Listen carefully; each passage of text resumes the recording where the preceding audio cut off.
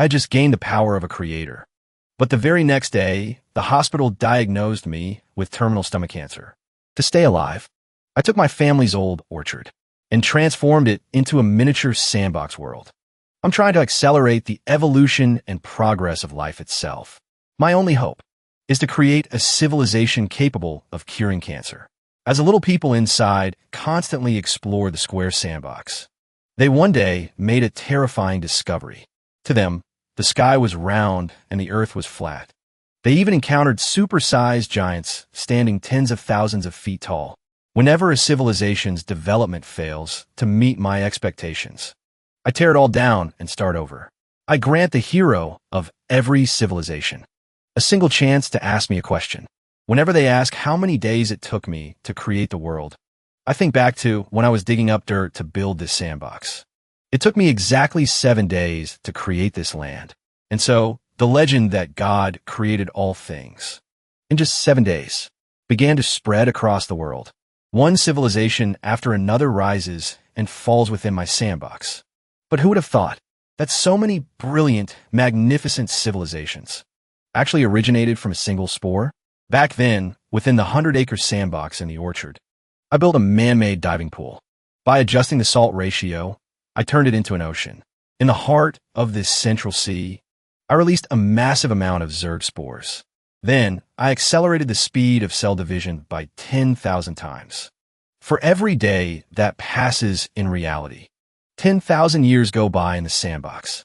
Even so, it wasn't until the 5th day that these single cells finally began to evolve into plankton. The central ocean became visibly murky to the naked eye. I quickly set genetic limiters to constrain the size of these spore organisms. I couldn't let them evolve to be too large.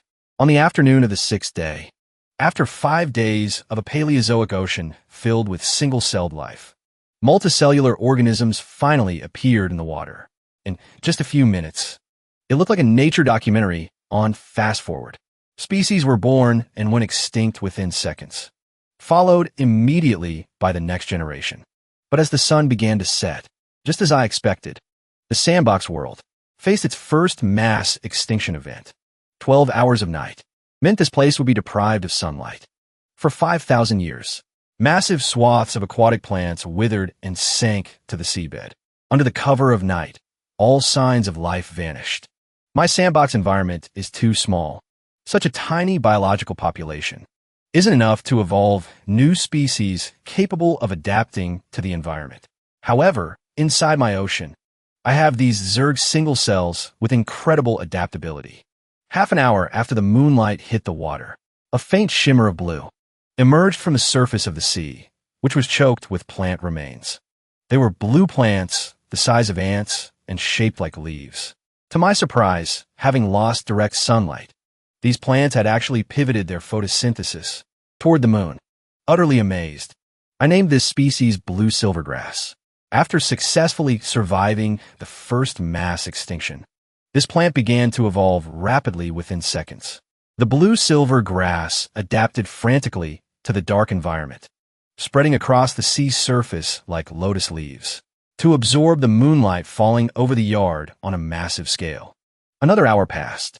Having gone through tens of thousands of generations of evolution, it began to branch out. It split into 2 distinct subspecies. One part of the blue-silver grass continued to absorb moonlight, enhancing its conversion efficiency. The other part actually turned carnivorous, relying on the faint fluorescence emitted from absorbing moonlight. It lured other blue-silver plankton to drift over, and then devoured them. Watching this, I couldn't help but marvel at the tenacity and wonder of life. This sole surviving aquatic plant had developed its own diverse ecosystem. Within the midnight ocean, on a sudden whim, I decided to record these events. I quickly found a black notebook, opened to the first page of Genesis, and wrote, "The darkness was limitless. Heaven and earth changed abruptly. As the sun set and the moon rose, the world fell into a long darkness lasting 5,000 years. 99% of all marine life went extinct. Only the blue-silver grass survived in this ocean of darkness. In this sunless void, it became the undisputed overlord of a new era." I watched the pond, now a literal sea of life. I can't help but hope that marine animals are next. My Zerg cells. I wonder what kind of sea creatures they'll evolve into. I haven't slept a wink all night. I waited until the first light of dawn, but as the 7th day finally begins, the lush blue silver grass that thrived in the dark starts to wither rapidly. They grew accustomed to the faint moonlight. Now, they sink to the ocean floor as if they're being burned alive. In an instant, a mass extinction of the blue silver grass begins. By the afternoon, another flash of blue appears. Life is slowly stirring within the graveyard of the old colonies. It's a star-shaped variant of the blue silvergrass. It has undergone a mutation. It managed to escape the clutches of this great extinction. To survive the harsh, intense sunlight, it begins to reproduce generation after generation. In just a few minutes, these plants live and die, cycling through countless lifetimes. The blue gradually transforms, finally becoming a sea of dark blue, 5-pointed stargrass. I'm in awe of the sight. I'll name this species purple glowgrass.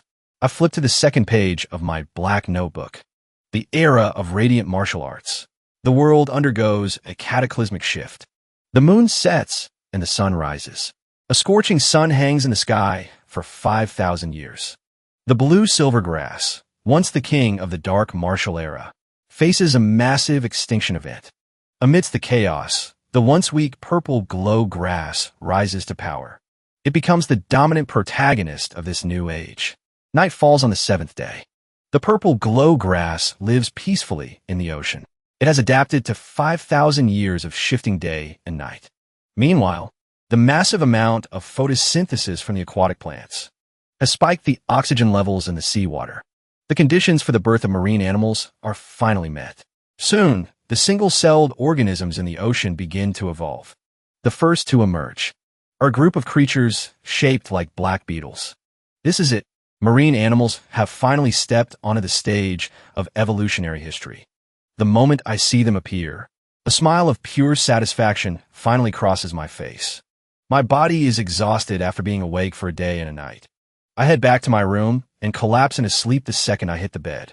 When I wake up, it's already the 8th day of the Sandbox creation. I notice that some marine animals, no longer satisfied with the fierce competition in the sea, have evolved into amphibians. They've started living along the barren coastlines. Seeing this, I quickly record the next chapter after the radiant martial era.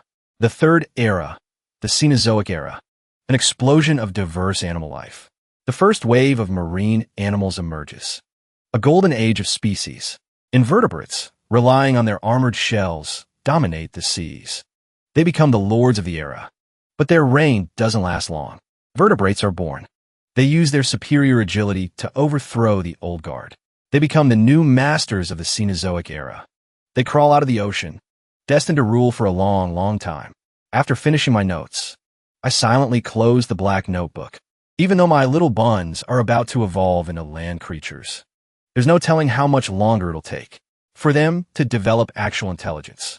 Then I get a sudden spark of inspiration. What if I drip some of my own blood into the mix? No, that's too reckless. I should be careful. I'll start by experimenting with other genes first. I head out to the zoo, using a university research project as an excuse. I managed to buy a blood sample from a chimpanzee. By the time I get back to the orchard, the 100-acre miniature sandbox has transformed into a tiny, thriving ecosystem. The mountains are lush and green. The plains are covered in bizarre, otherworldly trees. There are even animals swimming in the rivers. I walk into this massive 100-acre test field. I finally pick out a species shaped like a beetle. I move them into a brand new testing area, only about 1 square meter in size. After injecting the chimpanzee blood, I accelerate the flow of time. Those who can't handle the blood rejection die instantly. Tens of millions of beetle species perish in just 2 days. From the survivors, I select a small group that successfully bonded with the blood. I name them the Chongyuan.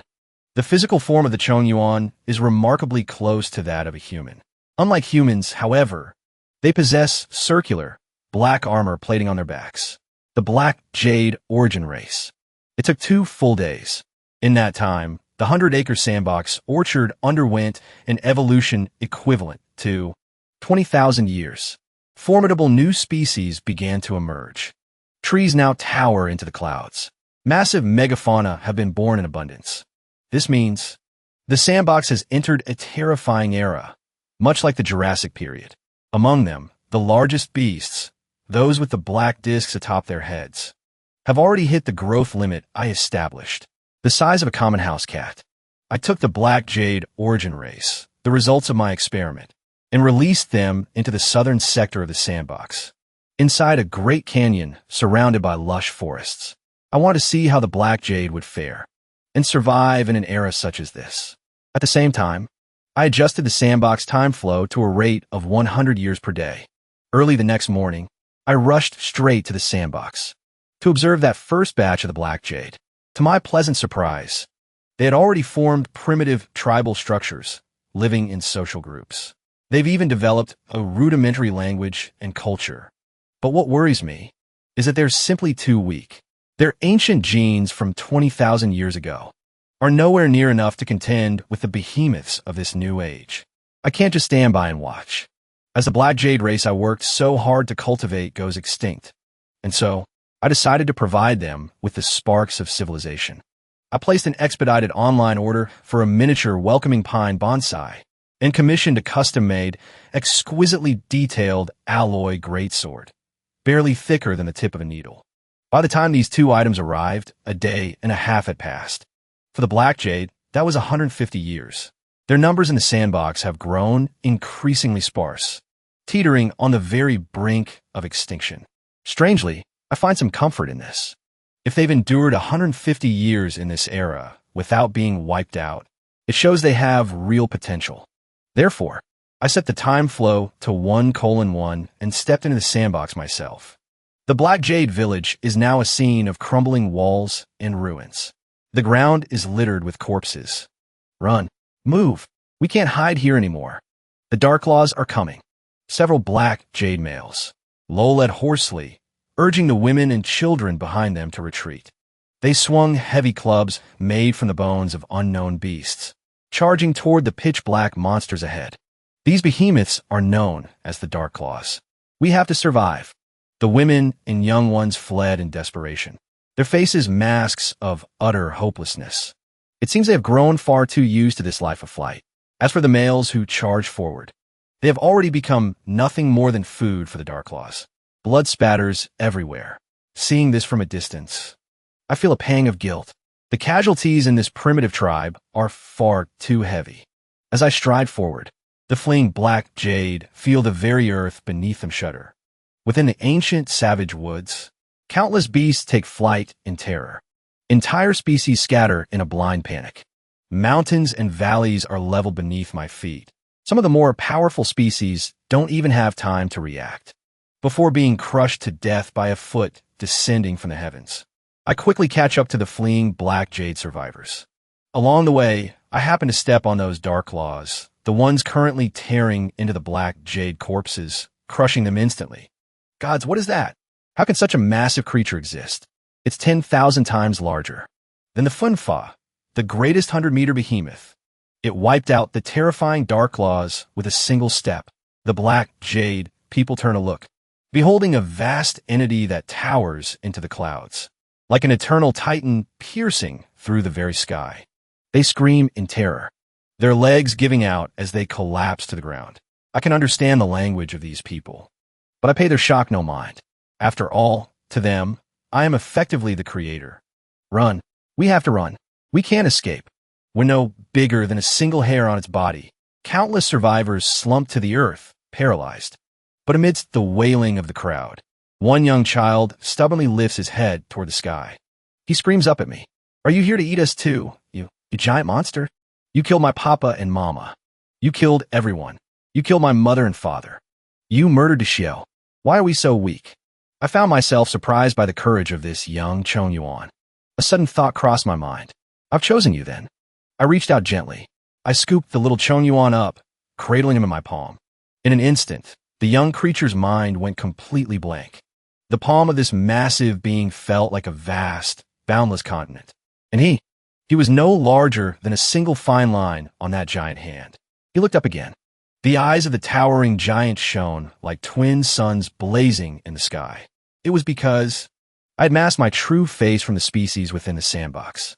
To them, my face was nothing more than a blurred silhouette radiating a hazy, ethereal glow. I held the tiny Chongyuan in one hand. My gaze was calm and steady. Gilgamesh, do you wish to change all of this? The young Chongyuan suddenly began to tremble. He let out a piercing cry from the center of my palm. We can actually communicate. In this world, there actually exists a giant, thousands of feet tall, who possesses wisdom. Why do you call me Gilgamesh? I held him up. I brought him level with my eyes. I answered him calmly. A name is one of the ultimate expressions of wisdom. Standing on my palm, Gilgamesh. He suddenly became overcome with emotion. We can speak to each other. We are both sentient beings. Then why won't you save us?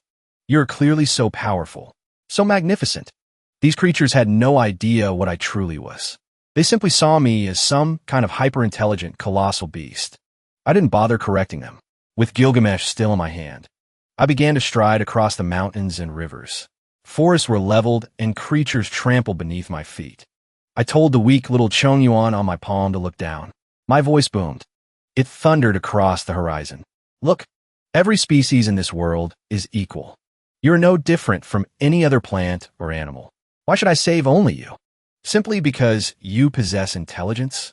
Gilgamesh was struck dumb, unable to find an answer. Suddenly, he began to cry out in despair. Then why did you come looking for us? No one is coming to save you. Don't you dare harbor the delusion that a savior will appear. Only you can save yourselves. But I can grant you the tools of civilization. I will give you the means to save your own kind. Standing on my palm, Gilgamesh.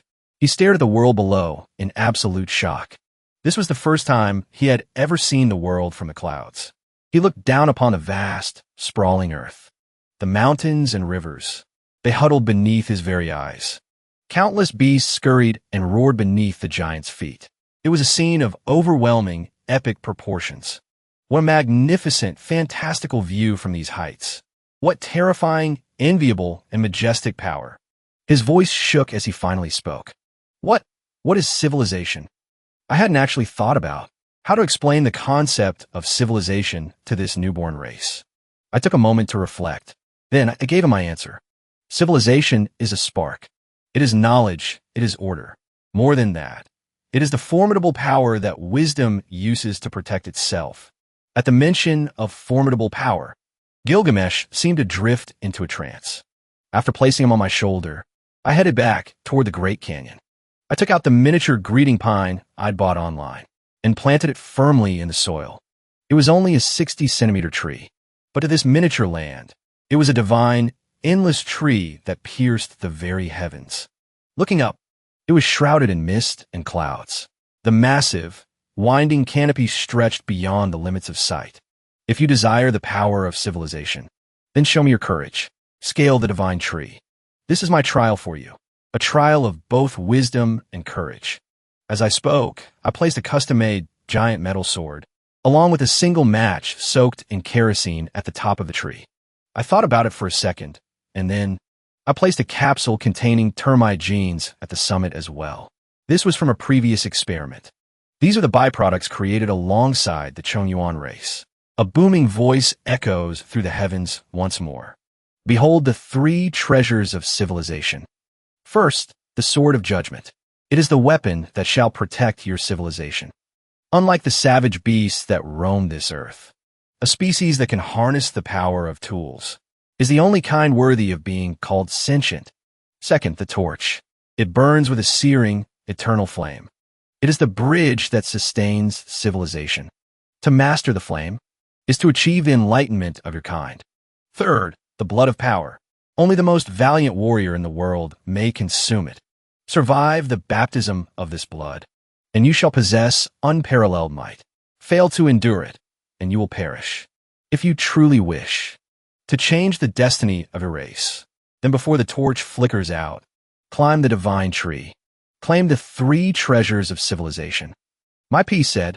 I gently set the tiny Chongyuan back down on the ground. Then while he watched in absolute awe, I strode away, my footsteps shaking the mountains and rivers. The moment I stepped out of the orchard, I immediately cranked the Sandbox's flow of time to 100 times speed.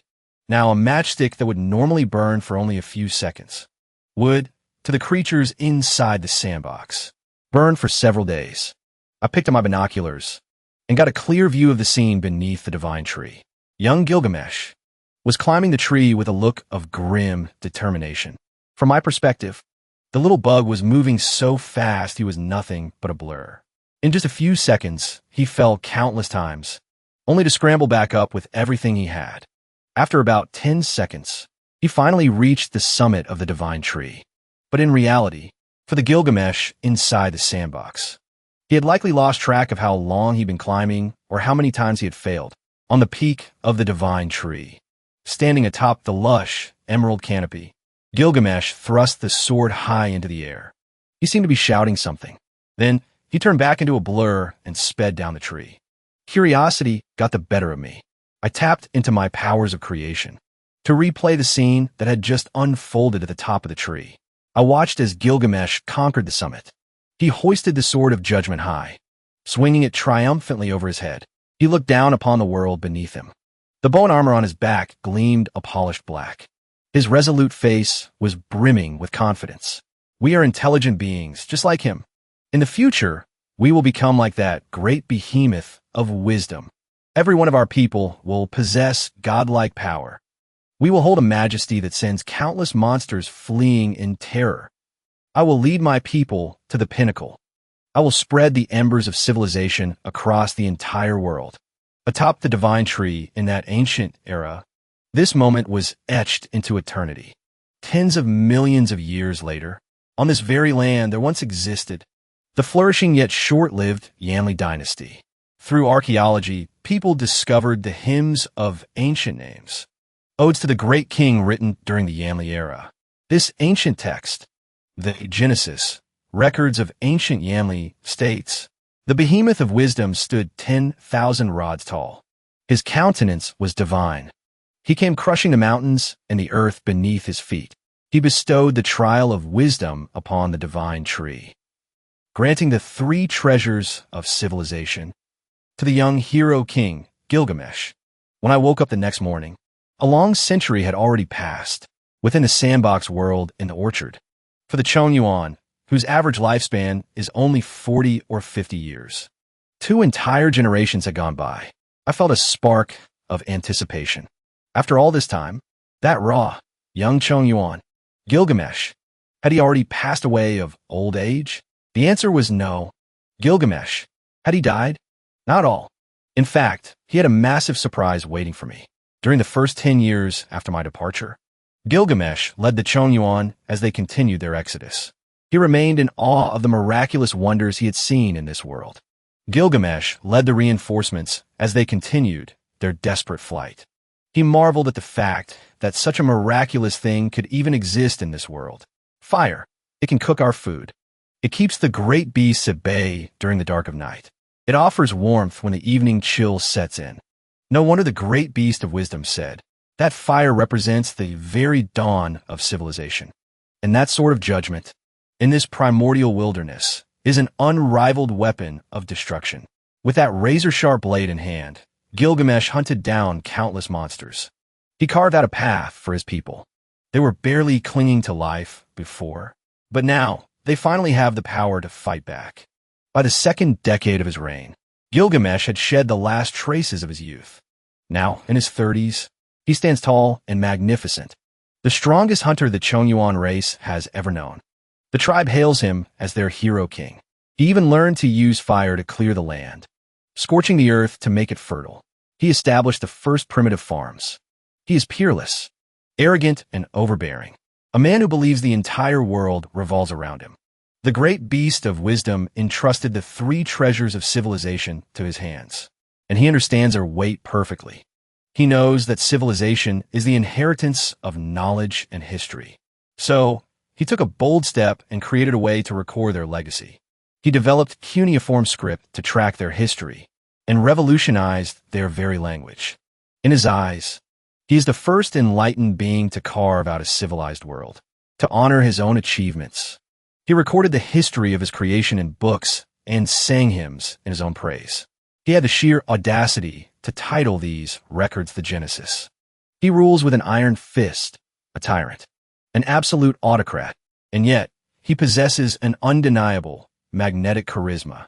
Within the tribe, he has taken 131 wives to ensure his lineage thrives. His children are mostly robust and powerful, inheriting both his massive build and his keen intellect. But the Chonyuan people usually live only 30 to 40 years. Now, Gilgamesh is already deep into his 30s. The man who once swung the sword of judgment with such ferocity, the wild, boisterous hero king of legend, has finally entered the winter of his life. Inside a house crafted from massive timbers, a fire blazes fiercely within the hearth. Gilgamesh sits silently upon a great throne draped in the furs of dark claws. He stares into the flames, whispering to himself, "That is the fire of civilization the great beast bestowed upon me. It's so beautiful, so radiant, like the flickering petals of a crimson flower." Gilgamesh's once towering, powerful frame has grown frail and old. He turns his head to look at the trophies lining his walls, the skulls of every great beast that once stalked this land. His life has been glorious enough, splendid beyond measure. He achieved every dream he held as a young man. He is content. The next leader of the tribe has already been chosen. His son, Artoria, has been recognized by all. The boy's talent is equal to his own. He will lead the people and continue this golden age. Gilgamesh can feel it clearly now. His life is slowly drifting toward its end. Death is an inescapable fate for all living things. He has almost resigned himself to it. Then he quietly pulls out the vial he received so long ago, the blood of power. He sighs, "Everything is settled. I have no more regrets." Back then, the great beast said that only the bravest warrior in the world could endure drinking this third treasure. Am I truly the greatest warrior this world has ever seen? I suppose it's time to find out. A hero in his twilight years. His clouded eyes strain to open wide. For a fleeting moment, the glory of his life flashes before him. He braces himself, memories of his legendary years flooding back. Suddenly, tears begin to fall. He silently pierces his arm and pours the blood of power directly into the wound. An unimaginable, searing agony surges through him. Gilgamesh collapses, thrashing across the floor. This aging hero survived a lifetime of slaughter and war. Yet he has never gasped in such violent, wretched pain. Finally, he claws his way back from the brink of death. He rises slowly. The natural color has bled from his long hair, leaving it a shimmering, brilliant silver. His face is now flawless and youthful, the visage of God. This power, what is this? Inside the timber house, a massive, white-haired young man whispers to the silence. The blood of power. What a terrifyingly magnificent gift. This is Gilgamesh now. I can feel it so clearly. The power coursing through my body, surging without end. At that very moment, back at the tribe, Artoria, the son of Gilgamesh, stood upon the heights, holding the sword of rupture high toward the heavens. He was proclaiming his succession as the new leader. Artoria was wise and valiant, a man of both talent and virtue. Compared to his tyrannical and arrogant father, he was far more suited to be a kind and capable leader. Even Gilgamesh knew this. In his old age, he had been willing to pass the mantle to his son. But now everything has changed. Artoria was truly kind-hearted, beloved by all his people, and held nothing but deep respect for his father. He never once dreamed of seizing his father's throne. Yet Gilgamesh refused to tolerate even the slightest threat to his rule. I have returned. The throne is still mine. That day, blood stained the earth, and cries of agony echoed throughout the Yanli tribe. The hero king, Gilgamesh, reclaimed his position as leader. He had begun his second life. During the first decade of Gilgamesh's second life, he led his people in carving homes out of stone. The Chonyuan clan officially entered the Stone Age, standing defiant against the giant beasts, no longer relying on the blood of power. Gilgamesh now possessed the termite gene. He could uproot century-old trees with ease. He possessed the strength to move mountains. He led his people in a grand revolt against the behemoths. After 13 long years of war, he chose to challenge the most terrifying existence on this land. A 100-meter-tall titan, known as Finba, said to possess the greatest strength in the world. Finba was the sovereign ruler of the era of giant beasts on this continent. In truth, it was the very creature that had evolved to the maximum size limit of my sandbox. Gilgamesh and Finba battled for 3 days and 3 nights. The earth split and the valleys collapsed. Countless beasts fled the forest in terror. On that day, drenched in blood, Gilgamesh held the Sword of Rupture in one hand and dragged the 100-meter corpse of Finba back with the other. The strength in his single arm was enough to haul a carcass the size of a towering hill. The people of the tribes were filled with immense pride, shaken to their core. They composed hymns for him, singing praises of his absolute power. He was the strongest hero king in history. I shall build a nation. At the moment of his return, he looked upon the people of the Stone Age tribe and spoke those words. In an instant, the tribe erupted. People wept with joy. They knew, with certainty, that under the leadership of this great hero king, their days of wandering and displacement were over. They no longer had to fear the savagery of the giant beasts. A new era of civilization had begun. History is written by the victors. Gilgamesh did not record the atrocities committed against his son. Instead, he recorded his own valor in the Book of Genesis. In the annals of the Yin Emperor dynasty, the chronicles state that Gilgamesh consumed the blood of power, slew the legendary beast Finba, and moved massive stones to build the first city-state in history, the city of Blazing Stone. As time marched on, Gilgamesh, now unrivaled across the land, dedicated himself to the development of civilization. He ruled with diligence and was a man of immense charisma, yet he remained tyrannical and insufferably arrogant. He created currency, refined the language, and built great cities, but he also cruelly divided the people into rigid social castes. He exhausted the people and drained the treasury, sending waves of warriors to explore the very edges of the world. He was the people's great hero king, but he was also an absolute, unmitigated tyrant. Year 87 of the Yin Emperor dynasty. Gilgamesh is now 127 years old. The capital city has reached a staggering population of tens of millions. Countless slaves are traded here, and colosseums have even been erected. The nobility finds their entertainment in the bloodshed. The original members of the tribe have long since passed away. As the centuries bled into one another, the later generations no longer remembered the hardships and struggles of their ancestors. Wrapped in comfort, they slowly drifted toward decadence. Yet, the king of Yamli remained as formidable as ever.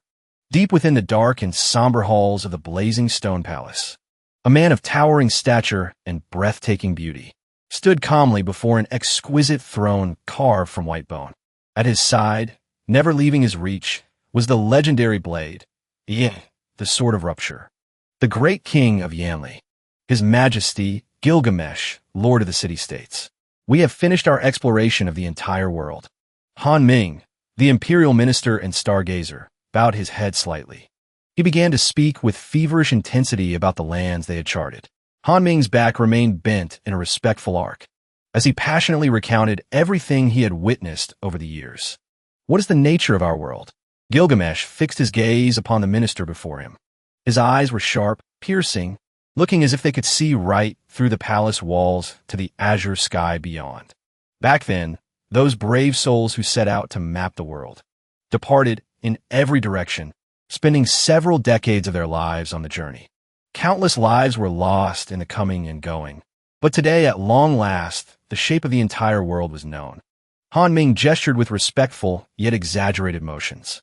Our world is a canopy of heavens over a square earth. The sky is a lake of clouds, infinitely high and distant. The ground is a perfect square. At its heart lies a vast, gargantuan ocean, circled by majestic mountains and winding rivers. Across this incredibly boundless land, even if one were to ride the swiftest of beasts, a true behemoth, in a straight line, it would still take over 20 years to travel from one edge of the world to the other. Gilgamesh remained silent on his throne for a long moment. Finally, he spoke. That is enough. You are dismissed. Understood, Your Majesty.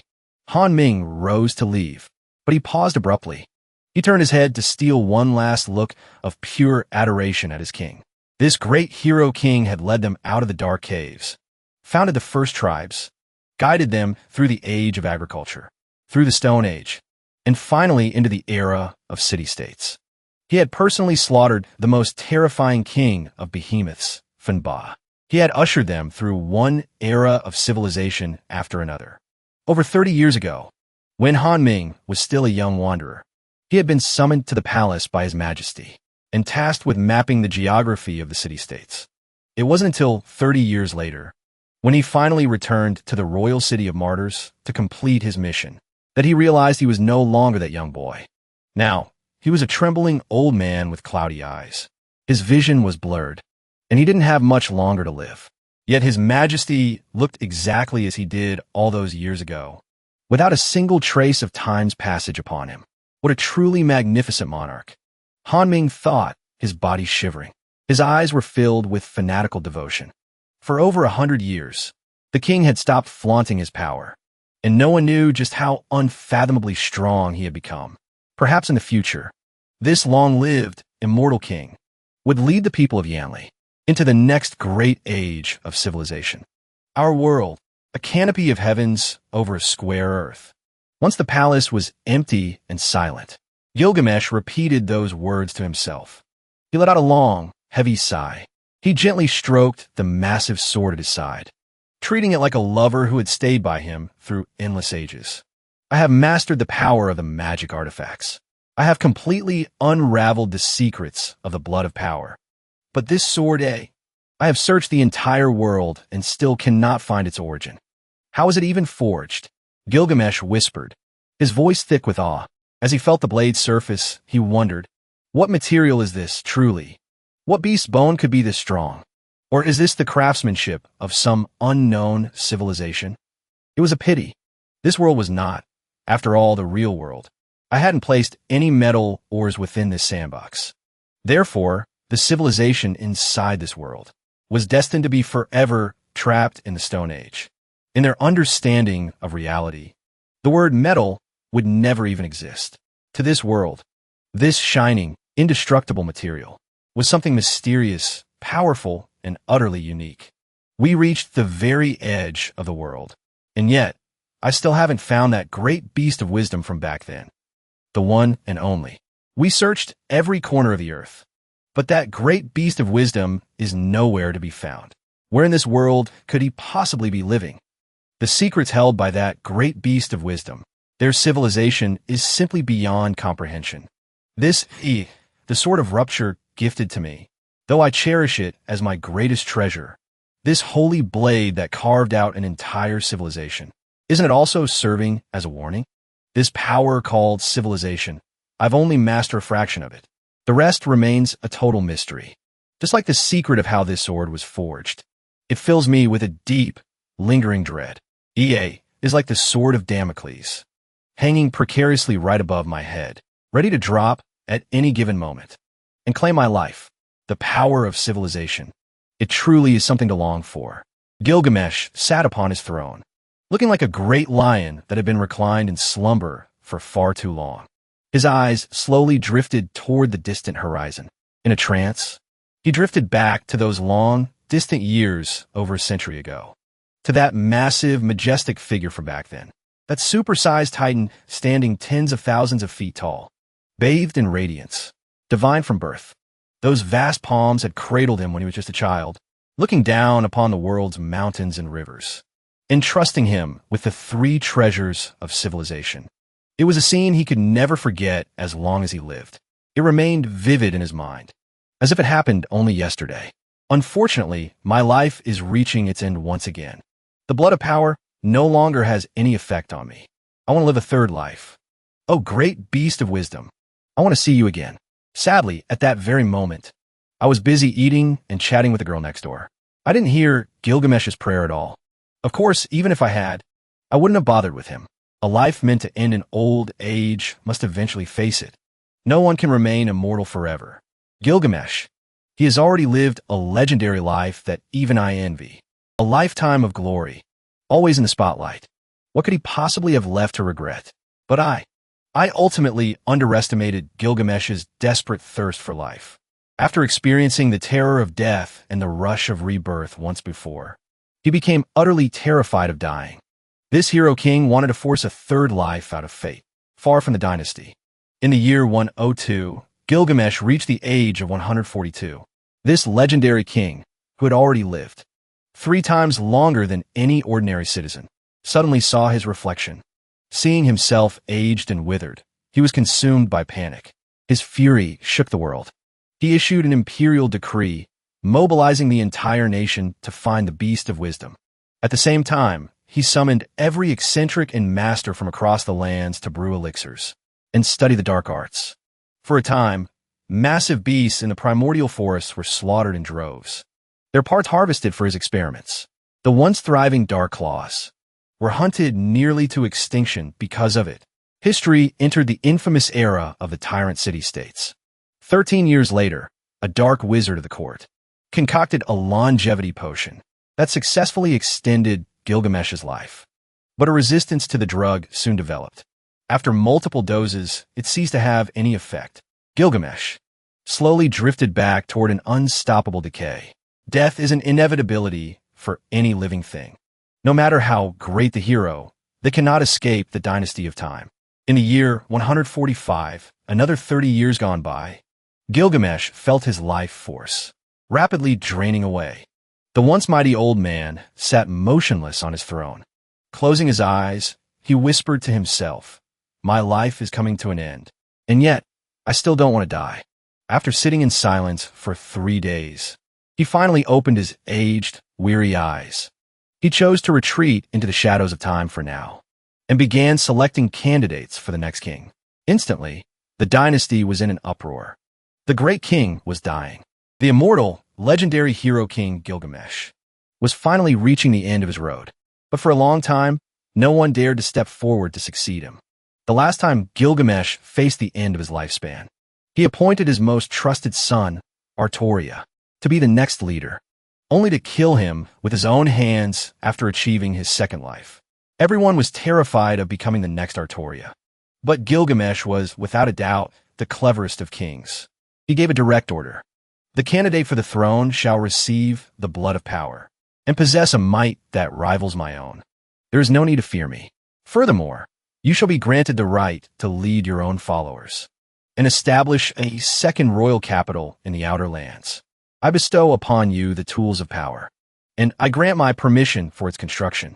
Once the news broke, the entire nation was shaken to its core. Countless merchants, slaves, commoners, nobles, and craftsmen swarmed before the royal palace. In the end, though many underwent the trials, most died, their bodies rejecting the blood of power. Only 2 survived, Lichi-Du, the brave of the forest, and Randall, the barbarian general of the grasslands. These 2 endured the blood of power and lived. Each went on to establish their own city-states. Thus, 2 new kings of the Xiad dynasty, bearing the blood of power, emerged.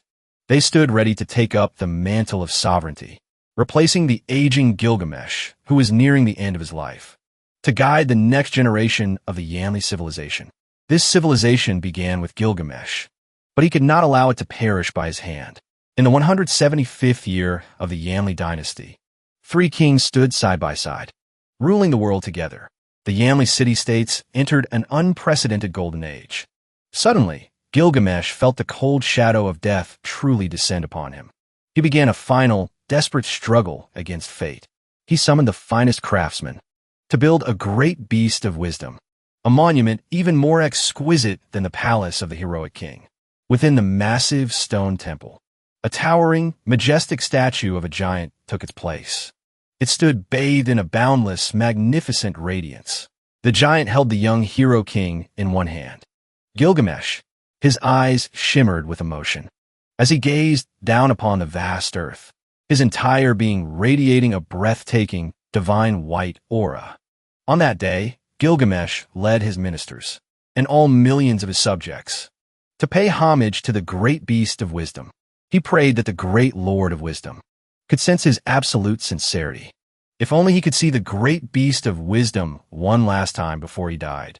Tears suddenly began to stream down Gilgamesh's withered face. Nearly a century had passed, and now, facing his own end, Gilgamesh led his entire court in worship at the temple. For the second time in his life, he pleaded for a glimpse of the great beast of wisdom. O great beast of wisdom, Gilgamesh only wishes to see you once more. Such was the pious devotion of the hero king, all for a single encounter with the mysterious entity who had once bestowed upon him the three treasures of civilization. Because the commotion was so massive, I, who had been out for a stroll with the girl next door, suddenly received a notification from the creator mind. I felt a wave of nostalgia, but I ultimately decided to go and see this old friend. Besides, it's high time I put a stop to the Zhongyuan clan. I never expected it. After I accelerated the time flow of the Sandbox, only a few days had passed for me, yet they had already ravaged countless ecosystems within it, driving a vast number of species to extinction. And all of this was merely to fuel Gilgamesh's pipe dream of immortality. I restored the Sandbox's time flow to normal and stepped directly into that miniature world. At that moment, to the creatures within the Sandbox, the ground began to tremble. The mountains, rivers, earth, and oceans all seemed to shudder. Trees were crushed underfoot, and massive footprints were left in the valleys. In the dense forests, countless beasts fled in a panicked frenzy. Gradually, the entire capital of the heroic king began to shake. What's happening? Is the city about to collapse? At that moment, Gilgamesh was leading his officials in worship of the stone statue. Suddenly, it was as if he felt a familiar presence.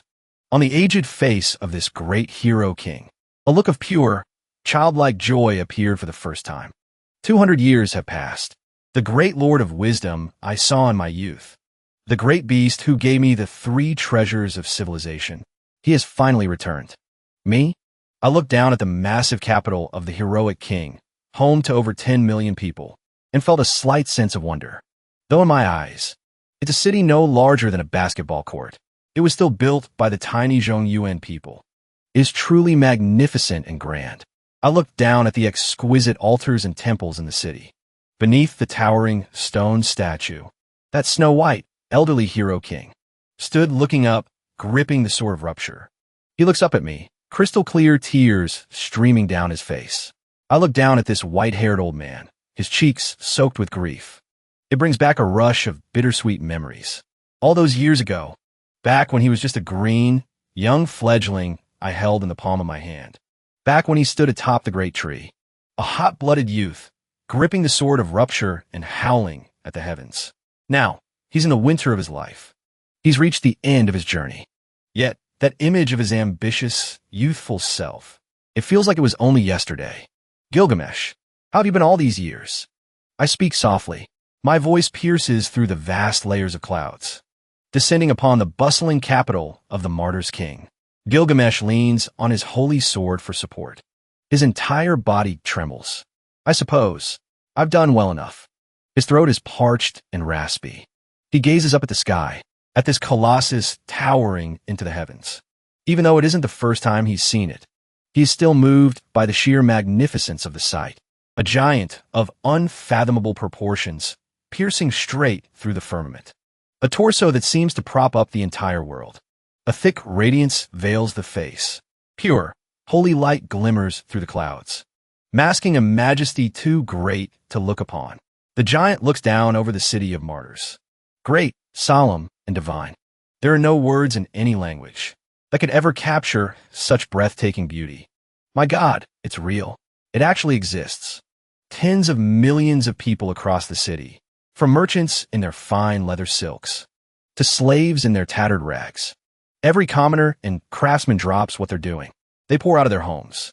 They fill the streets, all of them staring up at the colossus that has pierced the sky. This is the legendary behemoth of wisdom that gave us our civilization.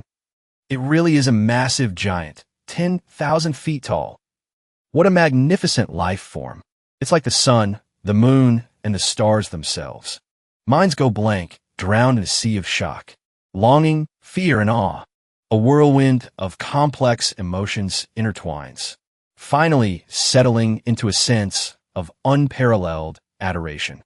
Gilgamesh, seeing the same look of shock on the faces of his palace officials, lets out a dry, hollow laugh. He remembers. He remembers the first time he saw the behemoth of wisdom. He felt that exact same heart-stopping terror. After a long silence, Gilgamesh looks up, his eyes burning with desire. Behemoth of wisdom. Your eyes are so full of longing. Behemoth of wisdom. The legacy of civilization you handed to me over a century ago. I have fulfilled it. From 60 miles above, I feel as if I am reaching across the vastness of eternity. The giant's voice thunderously breaks through the clouds, echoing throughout the city below. Your great achievements shall be recorded in the epic of the flame emperor you commissioned. In the book of creation, you will be remembered by the flame civilization as the greatest hero king of the first generation, Gilgamesh. Future generations will sing hymns in your honor. Glory for thousands of years after death. To live on in an epic past from lip to lip. Is that what I want? Gilgamesh suddenly becomes agitated. Then what do you want? I want eternal life, just like yours. Gilgamesh looks up at the giant towering into the clouds. His hunger is absolute. I would throw it all away. I'd pay any price. Just give me the treasure of immortality. Hearing this, I fall silent. This king, at this very moment, already possesses almost everything in existence. Glory, power, wealth. The entire world belongs to him. And yet, he is still not satisfied. Eternal life. I want that too. But I am riddled with a terminal illness. I'm on the verge of death at any second. I am so incredibly envious of Gilgamesh's magnificent life. A life lived like a grand, epic chapter. Gilgamesh, you are far too greedy. A treasure for immortality is something I do not have. I gaze calmly at the aging king as he drifted toward his end. Birth, aging, illness, and death. It is the natural law of all species. It is a cycle I cannot alter. At the very edge of existence, everyone clings to the hope of survival. In this final moment, status and rank are stripped away.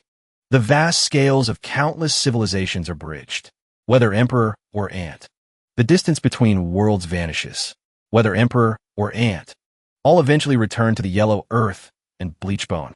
I cast a deep, lingering look at Gilgamesh, then looked down at his empire with a heart full of complex emotions. Impossible. A raspy, strangled sound forced its way out of Gilgamesh's throat. He stared up at the divine face shrouded in the swirling mist of the heavens. No, you're lying to me. You have the power to do it. He looked at me with a gaze burning with desperation, towering like a mountain range. My form remained as unyielding as solid rock. 200 long years had passed. Even after consuming the blood of strength, he had withered with age. Yet time had failed to leave a single mark upon this great giant. To me, time felt like a mere yesterday. In his eyes, the giant beast of wisdom was an eternal being. What terrifying power! What an enviable, endless lifespan! Gilgamesh's lips trembled, and he suddenly threw his head back and roared. Then did you come only because I summoned you? Did you come just to witness my death? To watch a humble, pathetic life shrivel up and die of old age? Gilgamesh, I came only to see you off. I do not have the power to extend your life.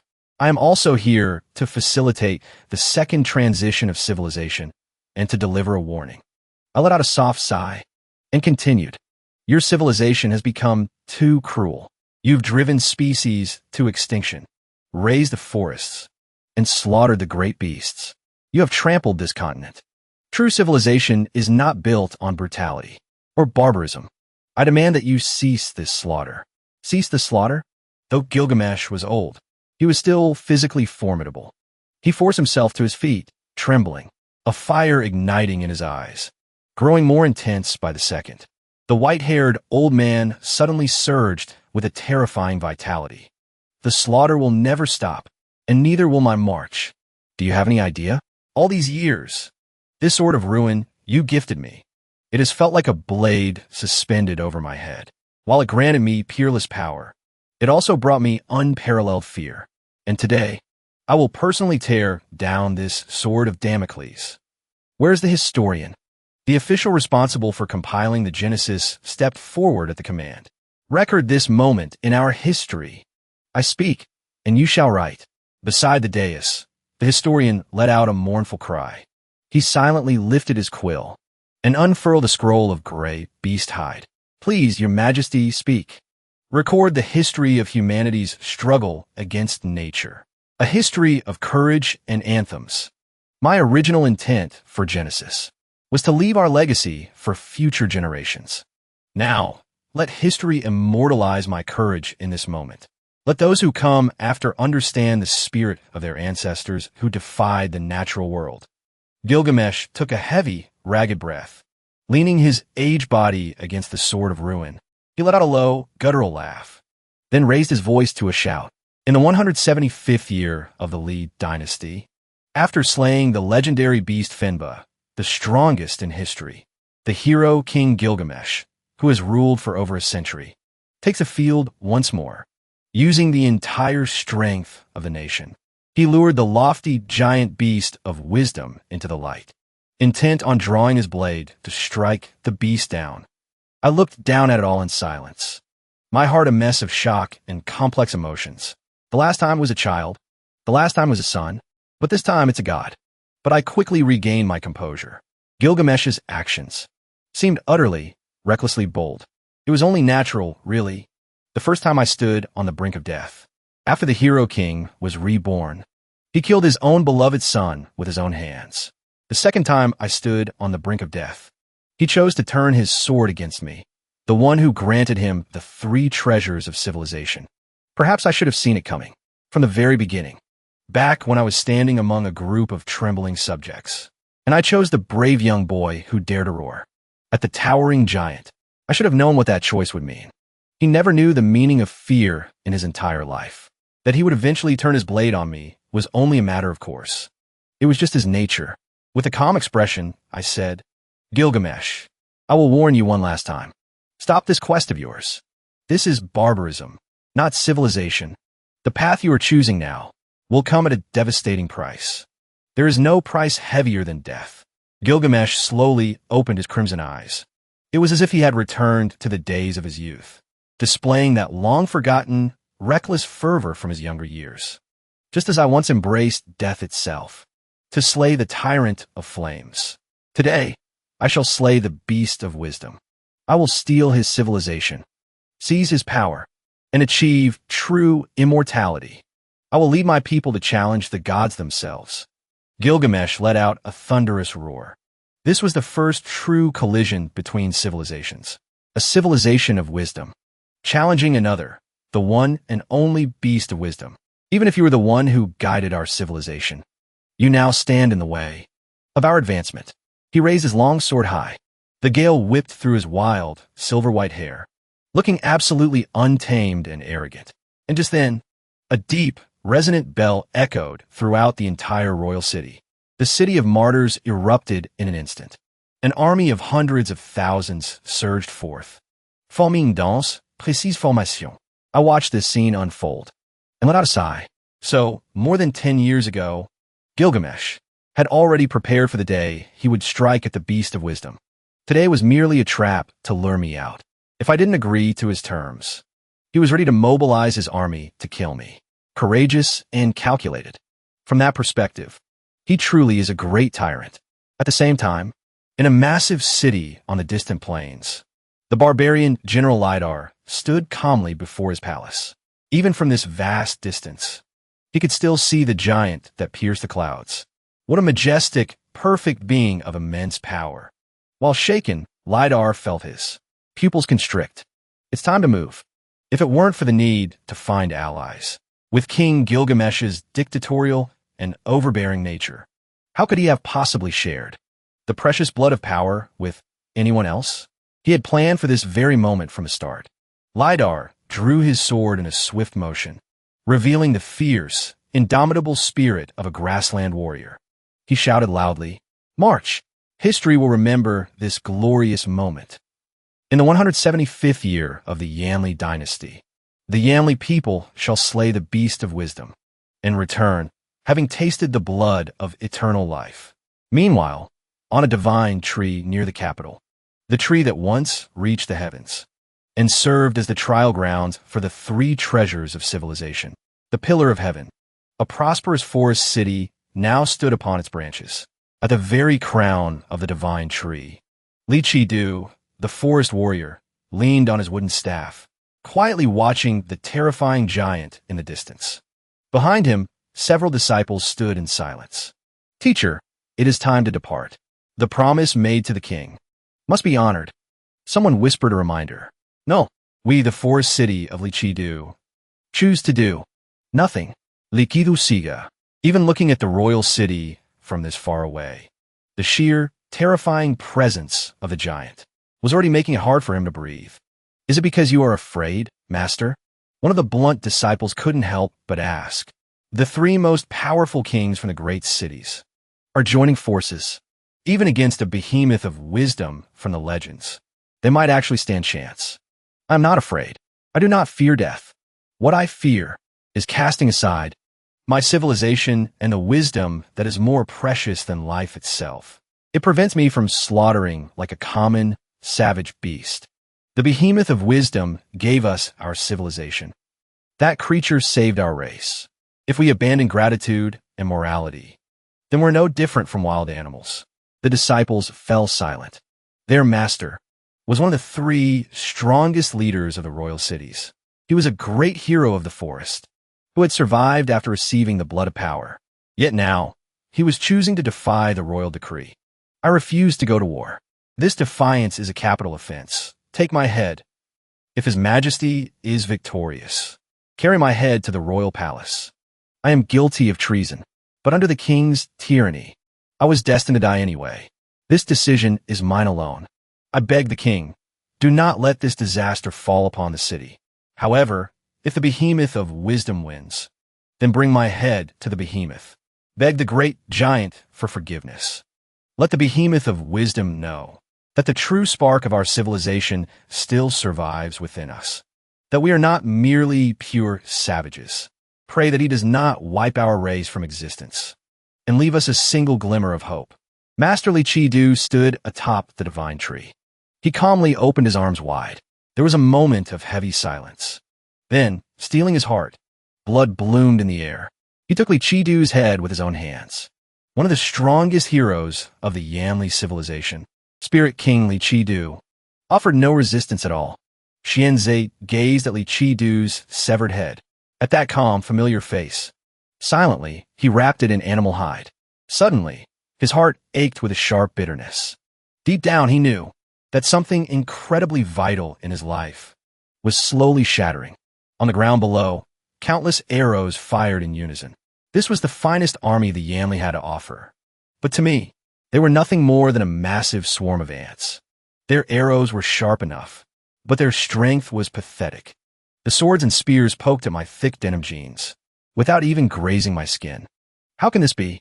Even our most elite army can't even pierce his clothes. I should have guessed. My elite forces, who have conquered countless forest beasts, are utterly useless against the behemoth of wisdom. No sooner had the words left Gilgamesh's mouth. Utterly useless. Just as he said that, Gilgamesh suddenly lunged forward. In the blink of an eye, he flashed right before my knee. I couldn't help but be impressed. He's incredibly fast. For an ant to possess the explosive leaping power of a flea is truly terrifying. This one is definitely something else. I swatted at him, but to my surprise, this elderly hero king nimbly dodged my hand with his sword. Gilgamesh kept moving at high speed. He darted left and right with expert agility, climbing up my jeans. Yet, his expression was grim. Is this the power of the behemoth of wisdom? The mere shockwaves from his movements nearly blew me away. Your Majesty, Randall is here to support you. Randall, the barbarian general of the plains, had also arrived. With a light spring in his step, he actually leaped 7 or 8 meters high. He grabbed onto my pant leg. I reached out to grab Randall, facing a palm as vast as a mountain range. This king of the plains proved just as agile. Having battled giants in the forest for countless years, he was a veteran of 1,000 wars. His combat techniques were flawless. He truly earned his title as the king of the plains. You two are quite impressive. But this is where the test ends. I suddenly thrust my palm forward, striking toward Randall with blinding speed. Randall's face pales in shock. He doesn't even have time to react, before he's sent flying backward in an instant. A split second later, I launch another swift palm strike, aiming for Gilgamesh with a force that could crush anything in its path. Damn it! How can he be this? Terror flashes across Gilgamesh's face. In that fraction of a second, he manages to react swinging a magnificent, breathtaking strike to parry the blow. My palm slams into the blade, and he is hurled back by the impact, plummeting rapidly toward the earth. A single move. That was all it took to defeat him. To think I could only manage to graze him as I fell. Just one strike, and he's finished. I actually only managed to scratch his skin, crashing into the ground. Gilgamesh lets out a bitter, self-deprecating laugh, coughing up a massive amount of blood. I look down at this extraordinary man with a sense of profound admiration. Though he has been defeated, he hasn't shown a flicker of fear from beginning to end. Even knowing the gap between us is as vast as the heavens, he stood his ground. Gilgamesh is a complex, powerful man with an undeniable, magnetic charisma. He is sovereign, domineering, and fiercely proud. Seeing such a hero in his twilight hours, I can't help but feel a twinge of pity and regret. But the end of his lifespan is something I truly have no power to change. Randall is also coughing up blood now, his chest heaving violently. He gazes up at the Titan in the sky, and his eyes, too, are devoid of fear. He was prepared for death from the very start. A warrior of Yin, Li never fears the grave. He just laughs bitterly. So the gap was really this huge. Just what kind of entity have we been waging war against? Do you regret it now? I let out a soft sigh, my entire body enveloped in a golden radiance. My form is massive, towering into the clouds, like a primordial titan spanning across the ages, mysterious and majestic. Regret? No, this was simply a choice we made. Gilgamesh spits out more blood, falling silent after those final words. At this moment, the Yin Li civilization declares its total defeat. Challenging such a vast titan, a literal god of wisdom, they know exactly what failure means. A world-ending cataclysm is about to descend. I turn my gaze toward the fleeing army. Screams of madness and destruction echo everywhere. The people wail in agony as their race faces extinction, laughing hysterically in their despair and hopelessness. They have clearly been driven to the brink of insanity. I never imagined I would hold the fate of so many in my hands. They laugh like madmen, utterly broken by the horror.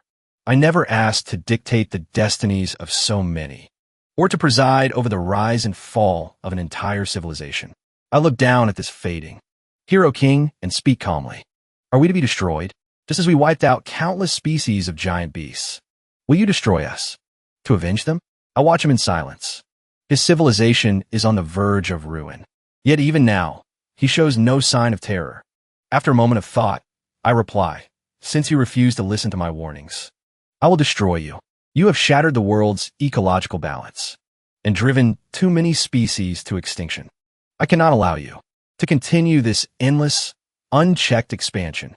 Hearing this, Gilgamesh smiles, looking strangely relieved. Years ago, you told me what civilization was. Now, could you answer just a few more questions for me at the end? Our king is actually asking the great beast of wisdom for answers. Everyone nearby holds their breath, staring up at the 10,000-foot titan. The air hangs heavy and silent for several seconds. The great beast remains silent as well. Then suddenly, a voice of immense depth pierces through the vast layers of clouds, descending upon the shattered royal city below. Ask your questions. In an instant, the world seems to fall into a dead silence. All sound vanishes from the blood-stained earth. Countless fleeing soldiers halt in their tracks, turning back to look up at the Titan in the heavens. Tell me, exactly how do you plan to destroy us? With water. I paused for a moment to consider. Then I added calmly, I will summon a flood so vast that will wash away and drown your entire civilization. I will erase every last trace you've ever left behind. In an instant, the very earth seemed to hold its breath. A deathly chill gripped every soul present, an entire civilization, erasing every trace of their existence. The world fell into a terrifying silence. Everyone stood frozen, hushed like cicadas in winter. This ground is far too filthy. It is crawling with the wicked. And so, the great behemoth of wisdom will use a colossal flood to cleanse this land of its sinful people. But no matter how powerful the behemoth of wisdom is, how could it possibly trigger a flood that covers the entire world? This is no longer the power of a mere beast. This is clearly, their breath grew ragged. Their faces were masks of pure horror. For a moment, they were utterly lost. They couldn't find a single word to describe this legendary behemoth of wisdom. My second question.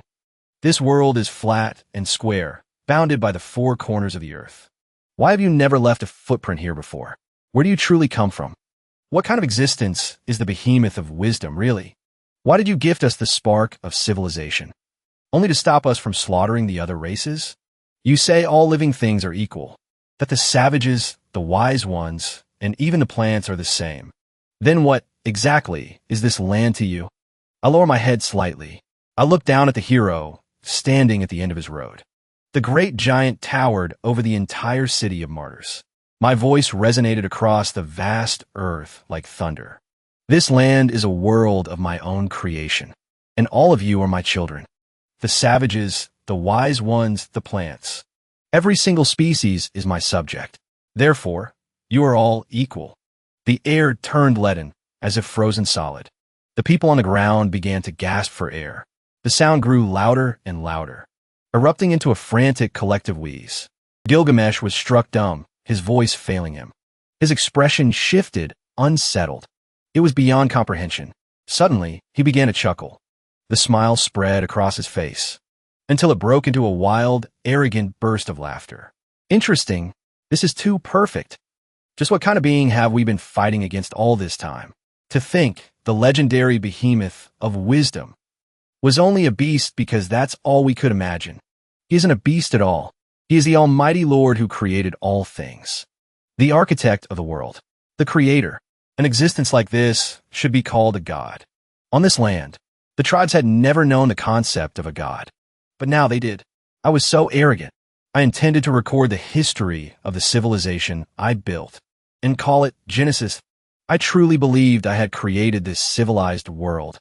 But the true founder is the behemoth of wisdom. All life belongs to him. What a magnificent, terrifying power. To think I actually dared to. Gilgamesh's voice cut off abruptly. Then, his laughter soared toward the heavens. He laughed with increasing abandon, losing himself in it. Meanwhile, I remained silent in my heart. A colossus standing tens of thousands of feet tall, piercing the clouds. I loomed at the edge of the royal capital, watching this laughing hero king in his final moments. I've always had a good temperament. Naturally, I could tolerate his insolence and his deathbed madness. One last question. How many days did it take you to create our world? Gilgamesh asked suddenly. That question actually gave me pause. Back then, to turn the orchard into a sandbox, I had to dig up so much dirt. The memory made me drift into thought. To transform that orchard into a sandbox world, I spent so much time digging earth and sculpting the mountains and rivers of this square plot of land. It took me a full week to finish the renovation, and so I told him the truth. It took me exactly 7 days to create this land. 7 days. God created everything in only 7 days. Gilgamesh stood there, utterly dazed. He collapsed to the ground, howling with laughter. Tears welled up as he choked on his own mirth. It was a hysterical, uncontrollable sound. In that fleeting moment, it felt as if something deep within his soul finally snapped. It was the sound of a heart breaking. His pride and defiance, once so unyielding, were shattered into dust in his final moments. Nothing is more hollow than a dead heart. Within that fit of laughter, his consciousness began to fade into a blur. Dazed, his mind drifted back to his childhood, to the time he stood upon a colossal palm and asked that giant his very first question. What is civilization? Civilization is the spark. It is knowledge. It is order. And within wisdom, civilization is the greatest power one uses to protect oneself. Gilgamesh's laughter grew louder and louder, echoing across the cool winds and over the ridges, rushing through the rivers and the woods, across the entire land. Every soul looked up in a daze. It was as if they could all hear it. The tragic swan song of the king of Yanli. Countless people fell to their knees in tears, wailing an unknown dirge for Yanli, a folk song of sorrow, the fall of a great king. On this day, at the edge of the historic royal capital, Gilgamesh, the great epic hero king of a generation, finally reached the end of his life. He became naught but dust in the gears of history. I sighed heavily. I watched the hero king depart. I never once cared for power or conquest. Everything you wanted, and every question you asked, I answered truthfully one by one. It's just, I truly do not possess the power to grant you eternal life. I myself am standing at death's door. Why did you have to push it this far? The king is dead. Our king is gone. Gilgamesh, the strongest hero king in history. He raised his sword against the creator himself. He's dead. We've lost everything. Countless subjects wailed in agony, fleeing in a frantic, mad scramble. I looked down silently at the chaos. Where could they possibly run? To the very edge of the world? Unbelievable. This is truly beyond belief. The royal historian stood, trembling atop the towering walls of the capital, crying out in grief. He watched the great hero king fall in utter defeat. Cold sweat drenched him as the terrifying truth set in. I must record everything before I die. I have to leave the truth of this world for those who come after us. The historian's entire body shook. Sweat soaked through his sleeves. He had just finished chronicling the magnificent feat of Gilgamesh challenging the behemoth of wisdom. Now, with trembling hands, he threw open his records. He turned to a fresh page to begin a new chapter. Genesis, the kingdom of Yanli. It is recorded that the behemoth of wisdom was, in truth, the creator. Gilgamesh, consumed by arrogance in his later years, dared to swing his blade at the Lord. He sought the blood of a god to claim immortality, and in doing so, finally incurred the divine wrath. The Lord saw that the sins of man were great upon the earth, and resolved to wipe the civilization of Yanli from existence. He sent forth a great flood to cleanse the world and destroy all living things. The heavens trembled, the earth wailed. Within the suffocating tension of the royal capital, the people were gripped by a paralyzing dread, shaking, panicked, and desperate repent. God will bring judgment upon our heads. He will crush our very spines. The great flood will swallow our world. It will erase our civilization. And right at that moment, a blond youth, carrying a bundled sack, approached my feet. He opened the bundle, revealing the severed head within. He shouted toward the heavens, "O great behemoth of wisdom, Enkidu, king of the forest, begs for your forgiveness." I blinked in surprise. Of the 3 kings, only 2 had come. The king of the forest was missing. Xianzhe knelt and pleaded, prostrating himself flat against the dirt. "We people of Yanli are not just savages. Please, have mercy on Enkidu." He had already proven as much with his own death. They chose to defy the imperial decree, refusing to draw their blades against the benefactor who bestowed civilization upon us. We are not entirely consumed by sin. When the god descends to deliver divine judgment, let there be one final glimmer of hope for the people of Yanli. Hearing of the forest king's noble sacrifice, I let out a long sigh. Honestly, I never expected Gilgamesh to be that far gone, that insane. I never actually intended to wipe them all out. It's just that they became too arrogant, too self-important. Such reckless defiance and utter disrespect. Such tyranny and savagery. Eventually, one must pay the price for their actions. Take your people and use the wood of the great divine tree to build an ark. Gather the seeds of every living creature on this earth, at least 1 pair of each. With the remaining space, bring aboard those who stood by the forest king in friendship. I am bringing the great flood. The world ends now. I turned and walked away. Behind me, the air was thick with trembling voices and raw emotion. We were defeated, but our kingdom will not go extinct.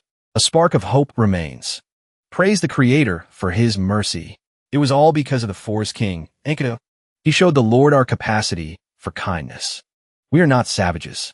We are still capable of redemption. We are not savages. We are still worthy of salvation. Praise be to the city of Enkidu. Praise the great king of the forest. The royal historian wailed, weeping tears of absolute joy, watching the retreating figure of the giant. He gripped his brush with fervor. In the Genesis, Yanli Kingdom Chronicles, it was recorded. The benevolence of the forest king, Enkidu, moved the god who had come to end the world. A lifeline was granted to the Yanli people who dared to defy heaven. God commanded Xianzhe to build an ark, to escape the great flood that would cleanse the earth. I went back to the yard and tidied up a bit.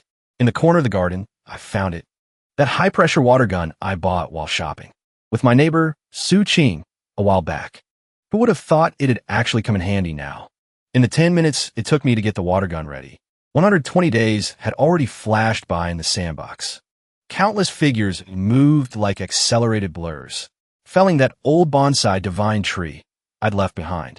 They built a massive ark, loading it with the seeds of every plant, the young of every great beast, and the species of the entire world. Everything was condensed within that one giant vessel. Luckily, the area isn't that big, and they live pretty close together. Time to clean up. I stepped into the sandbox, stood about 10 meters back, raised the pressure washer, and began a slow, steady sweep. A jet of pure white, high-pressure water blasted toward the city-states in the orchard. Massive trees were uprooted instantly. Great cities crumbled in a heartbeat. Countless beasts bolted from the forests, desperately trying to outrun the towering white wall of water, only to be swallowed whole. It was as if the world changed color in an instant. A vast, blinding expanse of white. Aboard the ark, Xianzhe led the survivors. As they stared at the sky in sheer terror, it was a sight of absolute horror. It looked as though the very vault of heaven had shattered. It was a sight of absolute horror, as if the very fabric of the abyss had torn open. The windows of heaven were flung wide, and endless torrents of white water surged from the clouds, scouring the entire earth.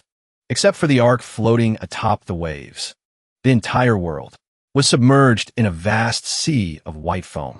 The cataclysmic flood fell like a magnificent white waterfall from the very peak of the celestial heights.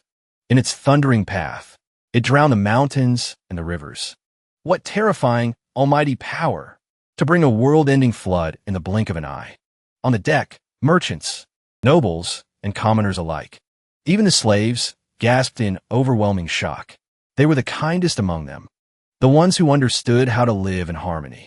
And so God sent the flood, scouring the sinful lands, the savage, the tyrannical, the guilty. All shall be swallowed by the deluge. On this day, the great flood consumes the world. They call it the day of cataclysm. As the final embers of the Yanli civilization fade, Xianzhe leads the last remaining survivors onto the final ark. They flee the great flood, huddled in the desolate corners of the vessel. Bei Ming, the royal historian, clutches a quill, wailing in despair. He collapses onto the deck in a pathetic heap, his mind still reeling from that magnificent, divine silhouette. Our world is flat, a square beneath a dome. Our world was forged by God. It took but 7 days. To think such colossal, staggering power exists. Bei Ming's hands tremble, hot tears clouding his aged eyes. Driven by his own fragmented thoughts, he begins to piece together the 7 days of creation.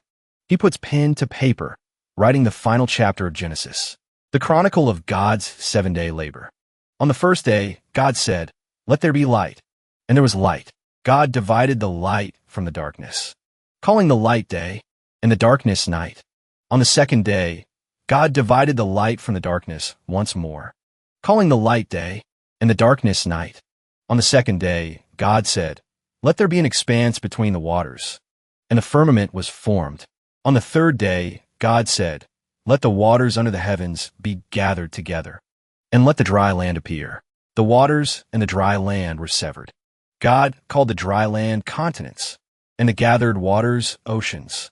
Through the 4th, 5th, 6th, and 7th days, all things in heaven and earth were completed. God rested, and on this day, he bestowed a blessing upon the 6 days that came before.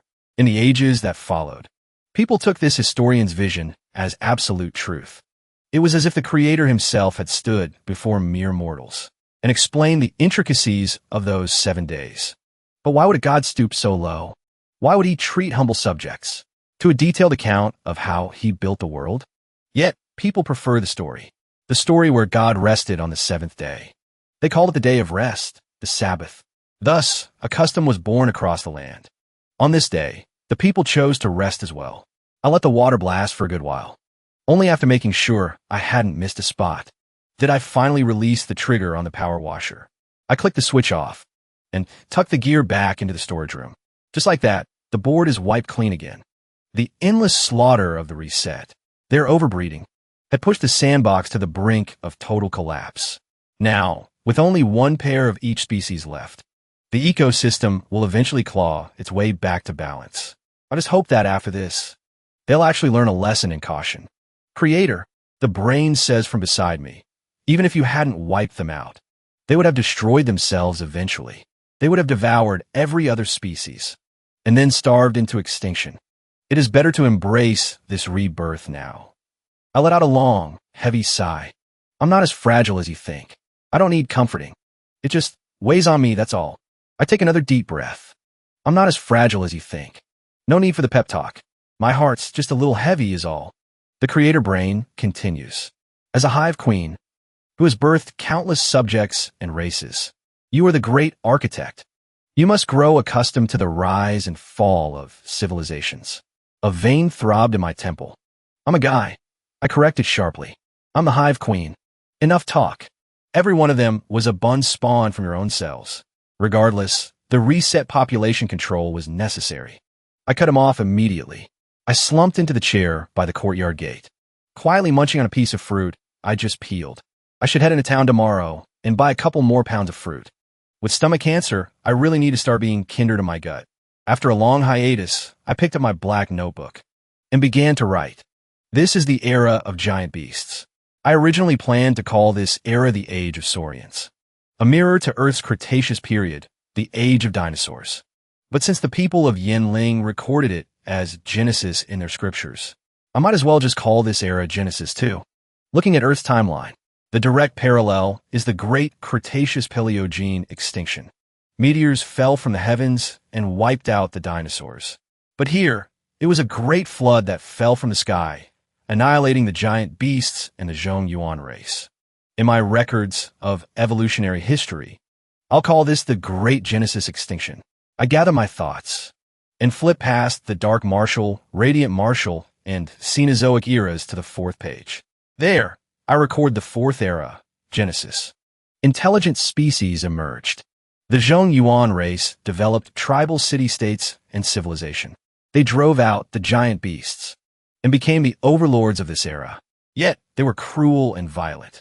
The heavens could no longer tolerate them. A massive flood descended, wiping out all living things. The third great mass extinction erupted, eradicating 99% of all life. Once I finished recording the third extinction, I went to sleep. But the next morning, while I was brushing my teeth and washing up, I felt a terrifying, boiling power surging through my entire body. A wave of shock hit me. I immediately began to examine my own physical structure. This power, what is it? I looked at myself in the mirror. My height had shot up several centimeters out of nowhere. I'm now 183 centimeters tall. My facial features have become more refined and handsome, giving off an elegant, profound vibe.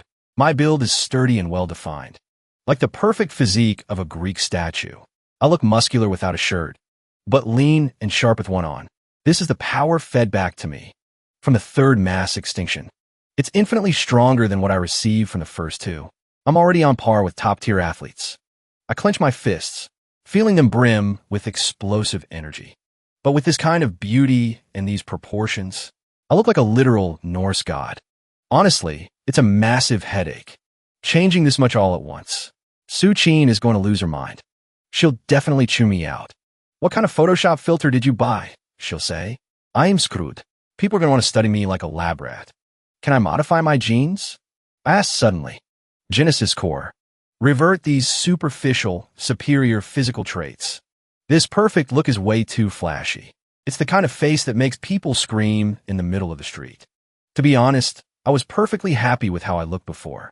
Getting Su-Chin and the neighbors in the village to accept the first change was hard enough. If I keep changing like this, they're going to get seriously suspicious. The host naturally possesses the ability to unlock the genetic seal. You are a swarm hero. You can modify your own genetic sequences. Do you wish to integrate the swarm cells? I'm already a swarm hero. Before, my body was too weak to handle the transformation. But now that my physique has grown strong enough, I can finally accept the swarm cells. I didn't hesitate for long on whether or not to stay human. When your life is on the line, nothing else matters. Now that my body is strong, I can finally merge with the swarm cells. I didn't waste time agonizing over the choice. If I lose my life, it's over. waiting around for cancer to kill me just to stay a normal human isn't exactly a thrill. Being a bug sounds much more interesting, and so I quietly whispered, "Integrate the swarm." Cellular fusion beginning. Instantly, a soul-tearing agony ripped through me. Cold sweat broke out across my entire body. I collapsed onto the bed, howling in pain, before blacking out entirely. By the time I came to, 3 hours had passed. I was covered in a layer of dark, gray grime. I rushed to take a shower, changed my clothes, and then sat down to inspect myself. My body feels completely different. It feels like it has limitless potential. I am now a true member of the swarm. I possess the swarm's talent for accelerated cell division, and my body can now manipulate its own genes at will. I close my eyes gently.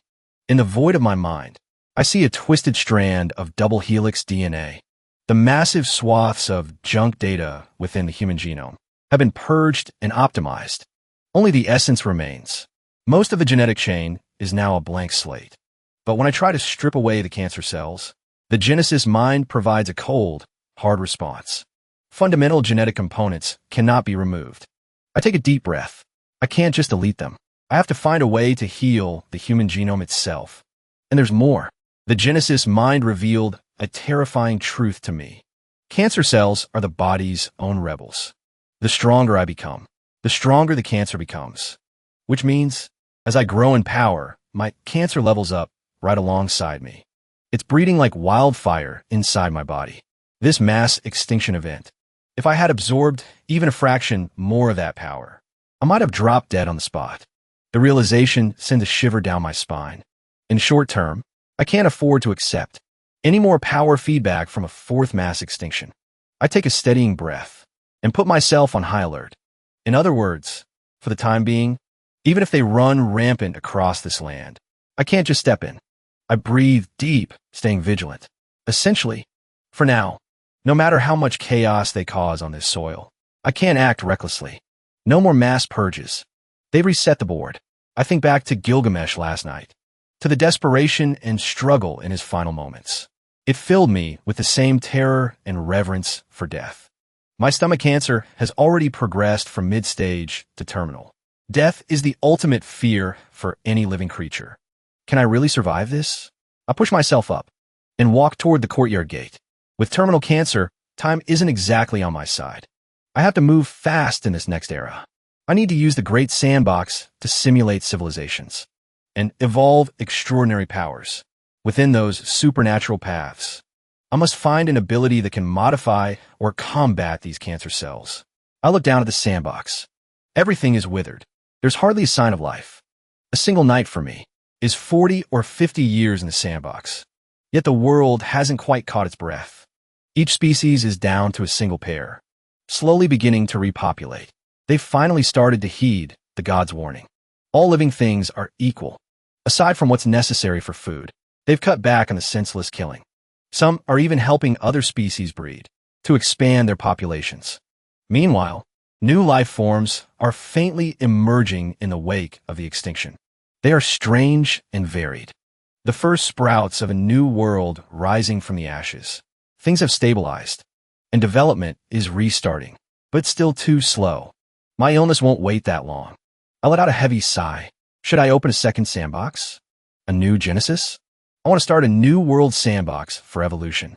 One where I can force a civilization to develop a supernatural system. But that's clearly unrealistic.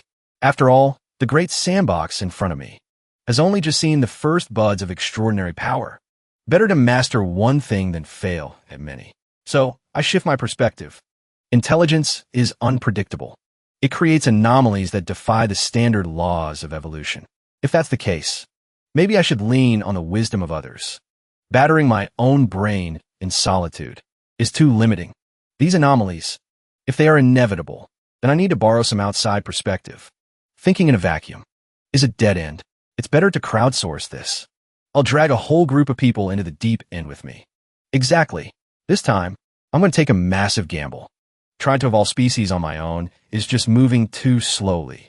It would be better if I dragged others in to help me simulate this evolutionary process. I remember those sandbox games I used to play. Players start as a single spore, evolving and multiplying until they eventually become all sorts of complex organisms. What if I build a miniature sandbox? Could I turn it into something like an online game? People could log in through their devices, treat the sandbox like a game, and evolve new species for me. With Zerg technology, it's definitely possible. But I won't be able to include things like killing mobs to level up. I nod to myself. It's not actually a game anyway. It's the real world. I'll design it like an open-ended sandbox, something like Minecraft. An open world. I'll give the players a 10,000x boost to their cell division speed. Let them start from the spore stage and evolve their own species. They'll control the cell division, the growth, the evolution, and the eventual death. They'll give rise to entirely new life forms. They can finish a full cycle of evolution in just 2 or 3 days. It's just a sudden, wild idea. I won't pour too much energy into it. My main focus remains on the great sandbox. From each game session, I'll pick the most unique and high-potential races. Then, I'll add them to the great sandbox to flesh out that world. After all, having only the Chongyuan as an intelligent race is too one-dimensional. I've already learned the hard way that when one intelligent race dominates completely, it's prone to self-destruction. About this sandbox project, how many days will it take to set up? About 3 days. The technology already exists.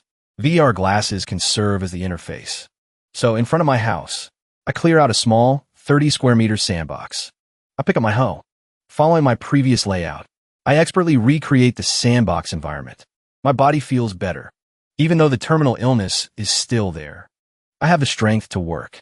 A day later, the environment is ready. I feel rejuvenated. The illness still lingers, but the physical labor feels good. 1 day later, a veteran Steam gamer named Chun Wenshan is hunting for some niche new titles. That's when he discovers this VR game, Spore Evolution. The beta description reads, Sandbox farming. Start as a single spore. Evolve your species. Infinite possibilities. The top choice for hardcore players. At first, he scoffs. Just another domestic dev trying to bait people with a flashy title. But the massive 3 gigabytes file size actually makes him curious. After downloading and registering, he puts on his VR headset and enters the game. This can't be real. I can actually feel my limbs. It feels like I'm really swimming in the ocean. Chun Wenshan's mind goes completely blank. He knows he's just stumbled onto something beyond imagination. But once the game starts, he can't see a thing, because he's still in the spore stage. A single-celled organism. He needs to evolve eyes and a visual system first. He dies countless times. Generation after generation passes. Finally, he evolves eyes. Then he grows a mouth and starts hunting.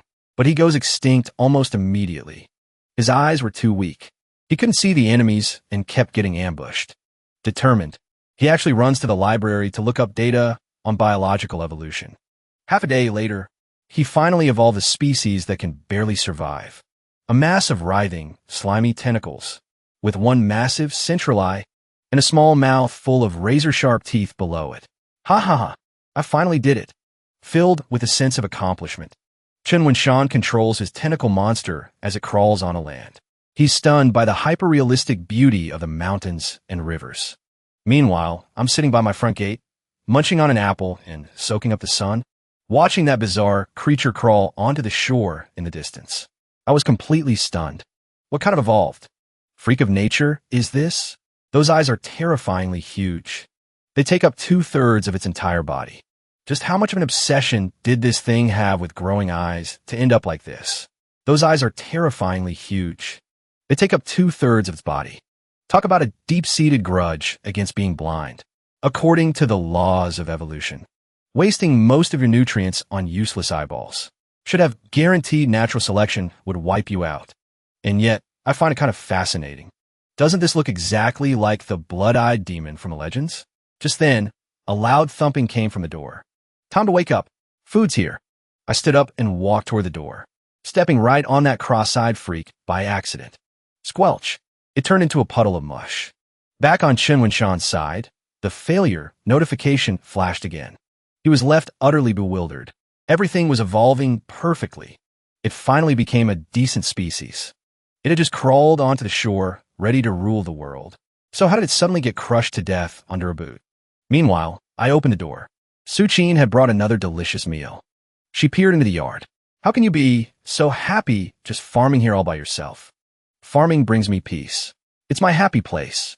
She stared at me blankly, looking genuinely shocked. How did you? I don't know, your whole vibe feels different. You become so elegant. Are you seriously using some kind of cheat code? Even though I'd reverted to my original appearance. After living through 3 mass extinctions, that otherworldly, superhuman aura is hard to shake. I just reached out and felt her forehead. Are you feeling all right? I managed to talk my way out of it, forcing her to change the subject. Anyway, don't you get bored in this yard? Why don't you come out and go shopping with me once in a while? I looked at her, taken aback. Are you serious? What about your girlfriend? How come she hasn't come to see you? We broke up because of the illness. She left as soon as I resigned. So, you were at the peak of your career when you got a terminal diagnosis, lost your job, and then your girlfriend walked out on you. Now you're just back in the countryside, waiting to die alone. That's honestly heartbreaking. Tell you what, I'll be your girlfriend until you pass away. Consider it fulfilling my childhood dream while I'm by your side. Volunteers are great at taking care of terminal patients, you know. I can cook for you and be there for you as your end-of-life partner. I can make your meals, go shopping with you, chat, and make sure your final days are happy ones. Make my final days happy? I was speechless. I gave her a half smile and looked her in the eye. Are you serious? Does that include all the duties of a girlfriend? Suin Sivedith. She scrambled back a few steps, clutching her clothes tight. This is a pure relationship only. You're already on your deathbed, and you're still trying to ruin my innocence? People talk about brothers in name only. So let's just be lovers in name only. Well, at least she's blunt. In a few days, there's a high school reunion for the summer break. I want you to come with me. You're good looking, so having you there will definitely make me look good. The girls will be green with envy. Now, come help me pick out some clothes. You're idle all day anyway, and it's not like you're broke. Since you still have some time left, you might as well spend it lavishly with me. One look into her eyes, and I knew I'd fallen into a trap. This girl only sought me out because she's short on cash for clothes, needs a boyfriend, and wants to save face in public. Well, I ended up with a surface-level girlfriend out of nowhere. I guess it's like having a little personal maid. She might have the attention span of a goldfish, but as long as she keeps making these elaborate meals every day, I won't have to head into town for food all the time. I gotta be careful with my diet, considering the stomach cancer. Street food is just too unsanitary. Anyway, back to business. I've been looking into those evil eye creatures. I might have stepped on and crushed that one, but the rest of the species is still back in the small sandbox. They're on the verge of extinction, though. It's no surprise when 2/3 of your body is just a giant eyeball. Nature was bound to weed them out eventually. Still, I wonder if they have the potential to become a transcendent species. Their minds are simple, and they look pretty wicked, but that massive eye gives them an incredible reach with their mental energy. If I just leave them be, they're definitely going to die out. But maybe they're like Zhong Yuan, just too weak in the early stages. If they actually manage to develop, they could become something powerful. I think I'll introduce the species to the large sandbox. I'll carve out a section of the 100-acre sandbox and turn it into a swamp. I can use chicken and cow manure to create a rich, rotting mire. Once the microbes start fermenting, it'll generate swamp gas, and the whole place will turn into a thick, slimy bog. Then I'll just drop those eye catchers in there to see if they can survive. There's no competition here. No matter how weak they are, they should be able to breed like crazy. As for whether they can eventually evolve into the first transcendent monsters, well, that's up to them. Meanwhile, over at the small sandbox, the game has absolutely exploded. The very first player, Chen Wenshan, posted a detailed review on the forums. The big takeaway? 100% realistic sensory feedback. Whatever creature you evolve into, you feel exactly what it feels. If you die, you lose everything and have to start a new account. There are 0 guides or walkthroughs to help you. At the end of his review, he actually wrote, "My goal is to evolve into a legendary dragon, then fly over that giant who's always peeling apples in the yard, and take a massive dump right on his head." You want to crap on my head? The last species that dared to provoke me like that. Do you have any idea what happened to them? I'm definitely keeping a mental tab on this debt. In just one day, all 100 slots for the small sandbox were filled to capacity. Now there's a petition online with tens of thousands of signatures demanding more spots for the closed beta. They think the limit is too low. Not my problem. It's not like I'm making any money off of you guys. Feel free to voice your complaints. But don't expect me to actually listen. I'm too lazy to expand it anyway. This was always meant to be a side project. You can make all the noise you want, but it won't change a thing. Unless, of course, someone gives me an unexpected surprise. Otherwise, this stays in closed beta forever. Time to shift my focus back to the large sandbox. This is where the real work happens. In the last era, during Yenliren's time, strictly speaking, only 3 transcendent beings like Gilgamesh ever appeared. For the next civilization, I want to see a mature, transcendent cultivation system emerge. Ideally, even before a wizard civilization evolves. Gilgamesh once commanded the court's dark wizards to investigate. He had them researching elixirs for longevity. That was the embryonic stage of wizardry. I'm hoping for a truly great wizard to arise. Someone who masters alchemy and potions, and maybe creates something that can actually cure cancer. To build a complete transcendent system, the Sandbox absolutely needs all sorts of mysterious and dangerous transcendent species to serve as research material for the wizards. I look down at the swampy mire in the large sandbox. A day has passed, and the evil eyes have multiplied rapidly. They've even started producing unique individuals. I can't help but feel a little spark of excitement. Over the past 100 years or so, because the new environment has no natural predators, the evil eyes have been breeding like wildfire. They're everywhere. But soon, because of the overpopulation, internal competition has intensified. Food is becoming scarce. They've started turning on each other, preying on their own kind. Gradually, a truly unique evil eye has emerged. It possesses a strange, hypnotic mental power. Any creature it looks at falls under its charm, walking obediently toward it, only to become its next meal. This first-generation transcendent evil eye quickly rose to the top, becoming the undisputed overlord of the swamp's ecosystem. With no enemies to stop it, it began to breed prolifically. Survival of the fittest is in full effect. The ordinary evil eyes are being slaughtered in droves.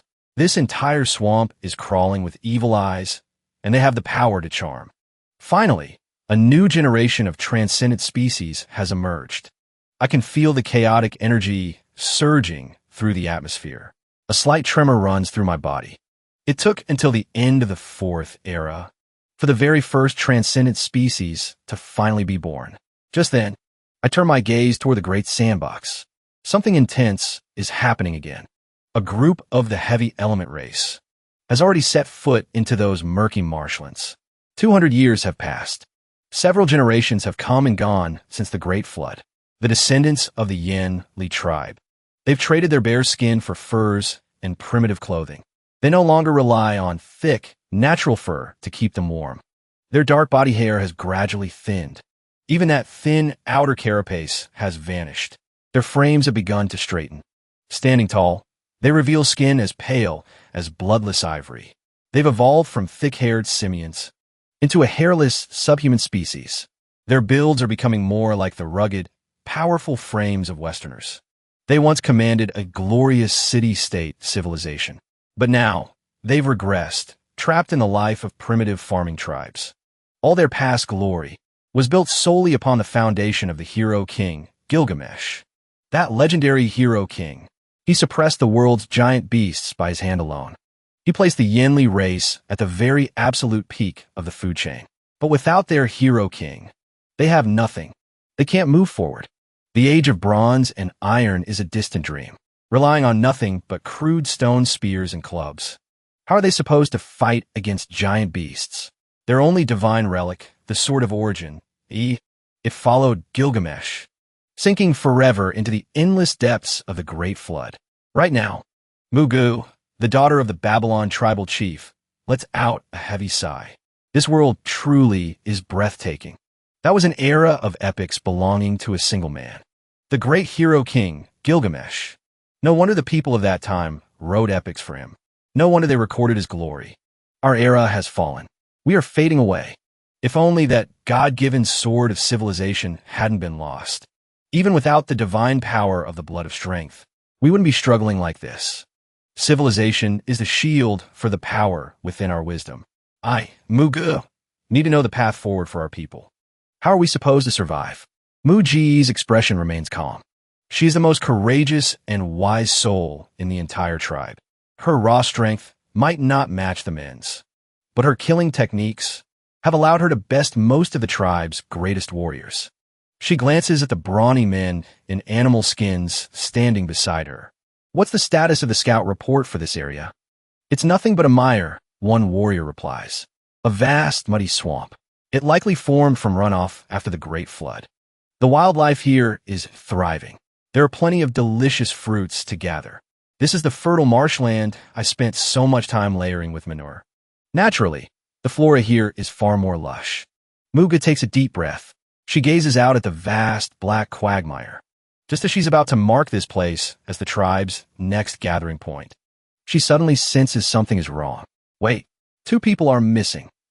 Everyone looks at one another in confusion. This has never happened before. Something isn't right. Giant beasts are too heavy to set foot in the swamp. They just sink. There are no tracks of any massive predators nearby. That means something small must be lurking in the swamp, picking us off. Muga makes a split-second decision. She prepares to retreat with her 20-odd warriors. But in that moment, from the depths of the muddy swamp, a disgusting, vile creature emerges. A gray-black, tentacled monstrosity. Its body is covered in writhing feelers like gray seaweed, all surrounding a single, massive, bloodshot crimson eye. That eye takes up 2/3 of its entire body. So beautiful. How can there be such a stunning girl in this world? Several of the brawny warriors suddenly lock eyes with that sinister, blood-streaked orb. It's as if they're looking at the most beautiful woman they've ever seen. They're overcome with a frenzied obsession, wandering toward it, ignoring everyone trying to hold them back. What are you doing? Get back here. A massive, bloodshot eye, crimson and menacing. It takes up 2/3 of the entire body. She's stunning. How can a girl be this beautiful? A few scrawny but sturdy-looking thugs. Suddenly, they locked eyes with that wicked, bloodshot gaze. It was as if they were looking at a peerless beauty. Swept up in a fervor that no one could restrain, they walked toward it. What are you doing? Stay back. Muga sensed it instantly. Those sinister, massive eyeballs. They can actually charm their prey, luring them into a trap. The two who vanished earlier. I'm afraid they walked right into the lion's mouth. They marched straight toward their deaths. He made a split-second decision, abandoning those already under the spell. He led the others in a desperate retreat. But right then, he came to a sudden halt. A feverish intensity flared in his eyes. What an extraordinary creature. They are even weaker than we are. Nothing but limp, pathetic tentacles. And those idiotic, bloated eyes. Yet they possess a terrifying, inconceivable power. A power that can annihilate beings far stronger than themselves. Aren't we just as weak? Then why? Why is it that only they possess such a unique gift? Deep within Muji's eyes, an unnameable fire began to burn. A chilling realization took root in his heart. I will seize this power for myself. I will use it to restore our tribe. Kill it, then we run. Everyone gasped in shock. He spun around, thrusting his white stone spear toward the sky. A stray beam of light broke through the clouds, illuminating his strikingly beautiful, cold features. He looked like a god of war descending from the heavens. Follow me. Kill it. I'm bringing its carcass back to the tribe. But more of them are closing in on us. Someone screamed in terror, gesturing toward the depths of the black marsh. More of those giant-eyed, tentacled monstrosities were writhing their slimy appendages, crawling slowly toward them. Their movements were laughably sluggish, yet their eerie power was lethal beyond measure. If we get surrounded by these great eyes, it's over, even if it costs us our lives. We must take one down. Mugu hoisted his spear, transforming into the tribe's most ferocious warrior.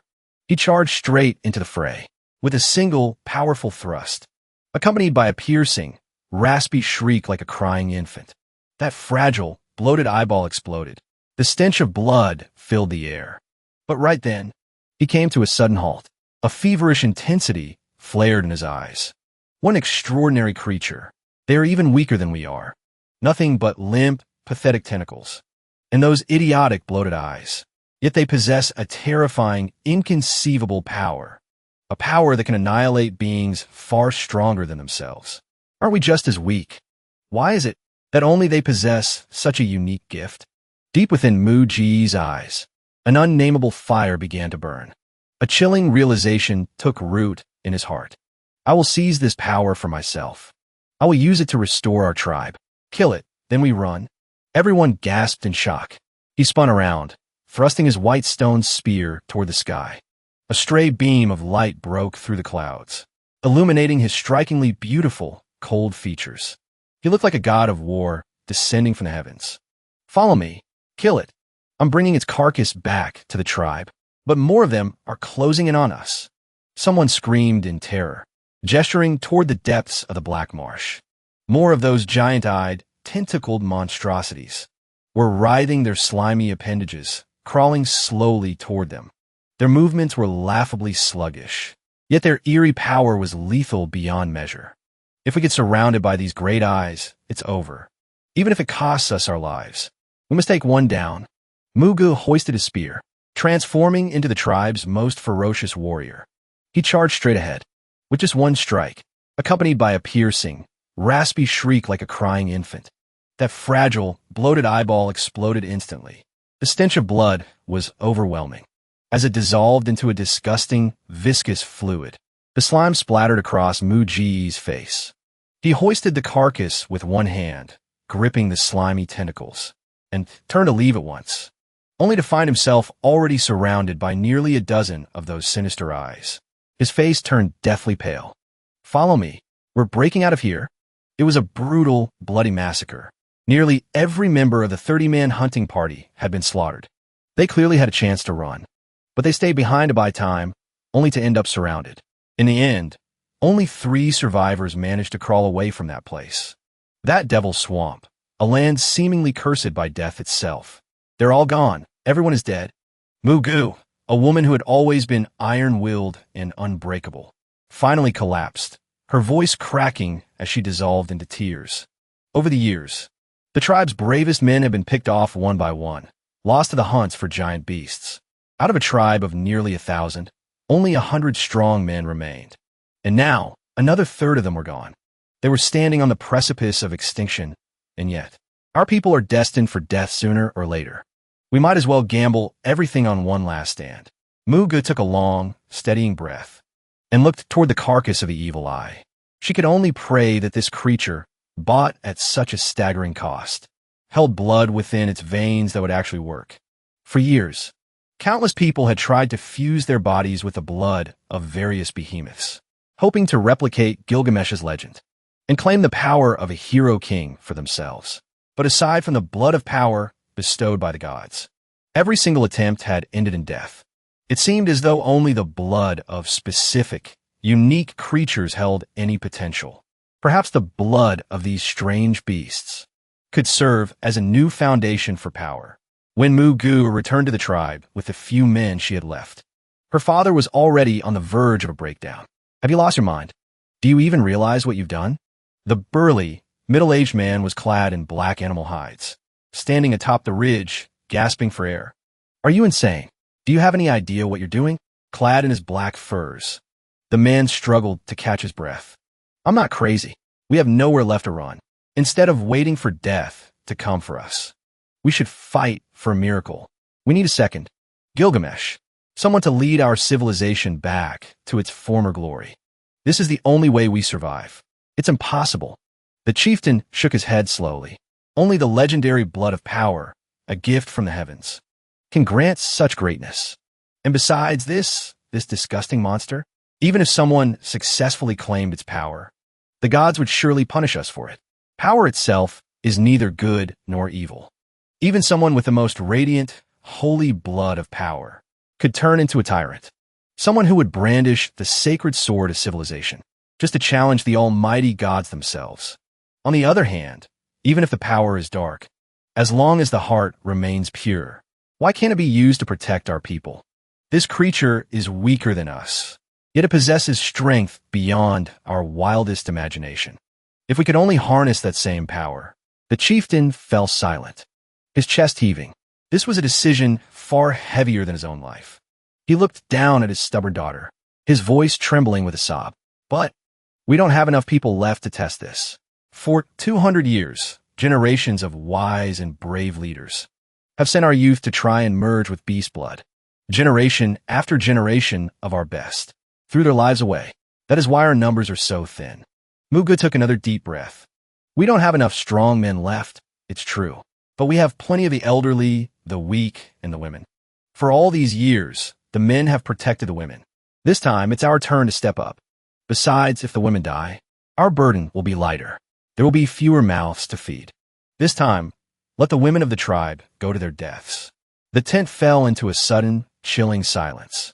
Half a day later, torches blazed atop the tribal heights. Mugu gathered the entire population. If we refuse to accept our extinction, if we wish to restore the glory of the Yamli people, if we hope to see the birth of the next great hero king, then death will not break us. The great hero king Gilgamesh once said, "The history of humanity's struggle against nature is a history of courage and a song of praise." And today, history will record our courage on this very day. Tomorrow morning, we ask you to step forward for the sake of the tribe. The song of humanity is a hymn of courage. Below her, the women held their children close and remained silent. Everyone knew the truth.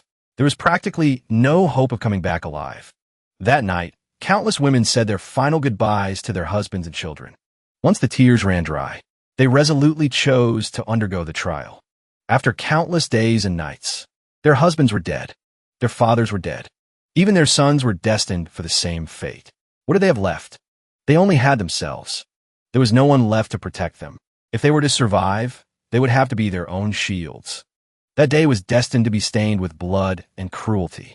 Countless women stepped forward without hesitation, attempting to fuse with the blood of the evil eye. Over 400 in total. The ground was soon carpeted with the fallen. Contorted, agonizing corpses were everywhere. But in the end, among the survivors, there were 3 women, Muga and 2 others named Circe and Shuangyin. The 3 of them were forever immortalized. Muga and the 2 others named Circe and Shuangyin.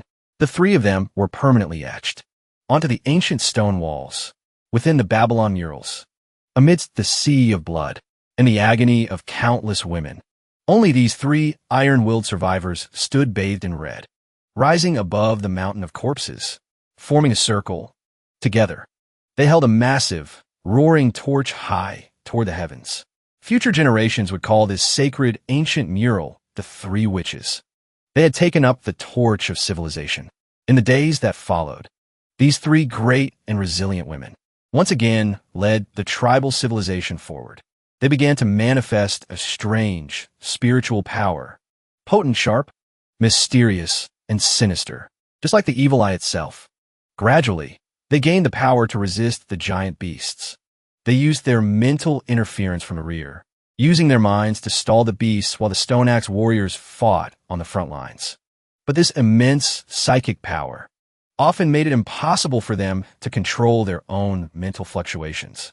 Even during moments of intimacy with men, the sudden surge of excitement would unintentionally trigger a psychic shock, shattering the man's mind and killing him instantly.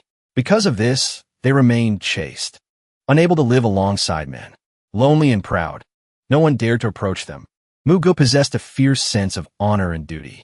She led the tribe into war, gripping her wooden staff to hold back the giant beasts. Shuang-yin was easygoing and gentle.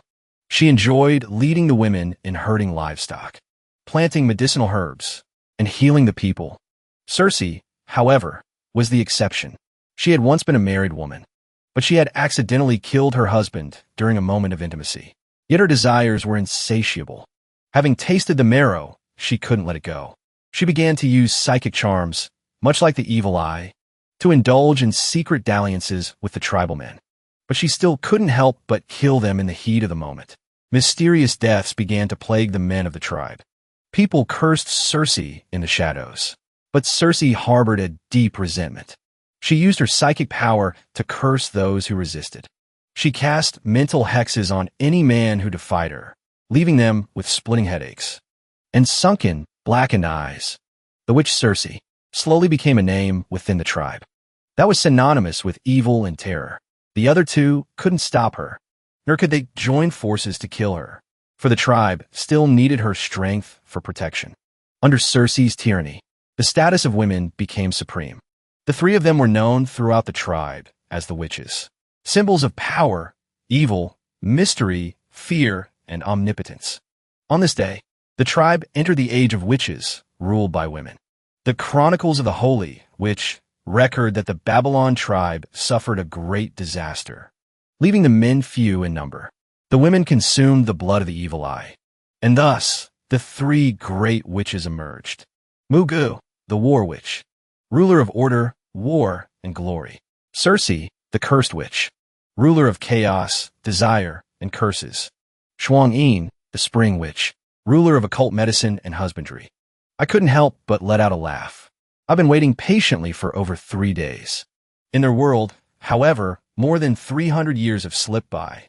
Finally, amidst the lingering gasps of the Great Flood's aftermath, signs of a renaissance have begun to emerge.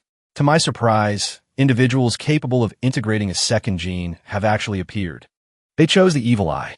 Gilgamesh integrated the second gene, the termite gene. It granted him Herculean strength. But this group of women, known as witches, they integrated the evil eye gene. It granted them the power of spirit.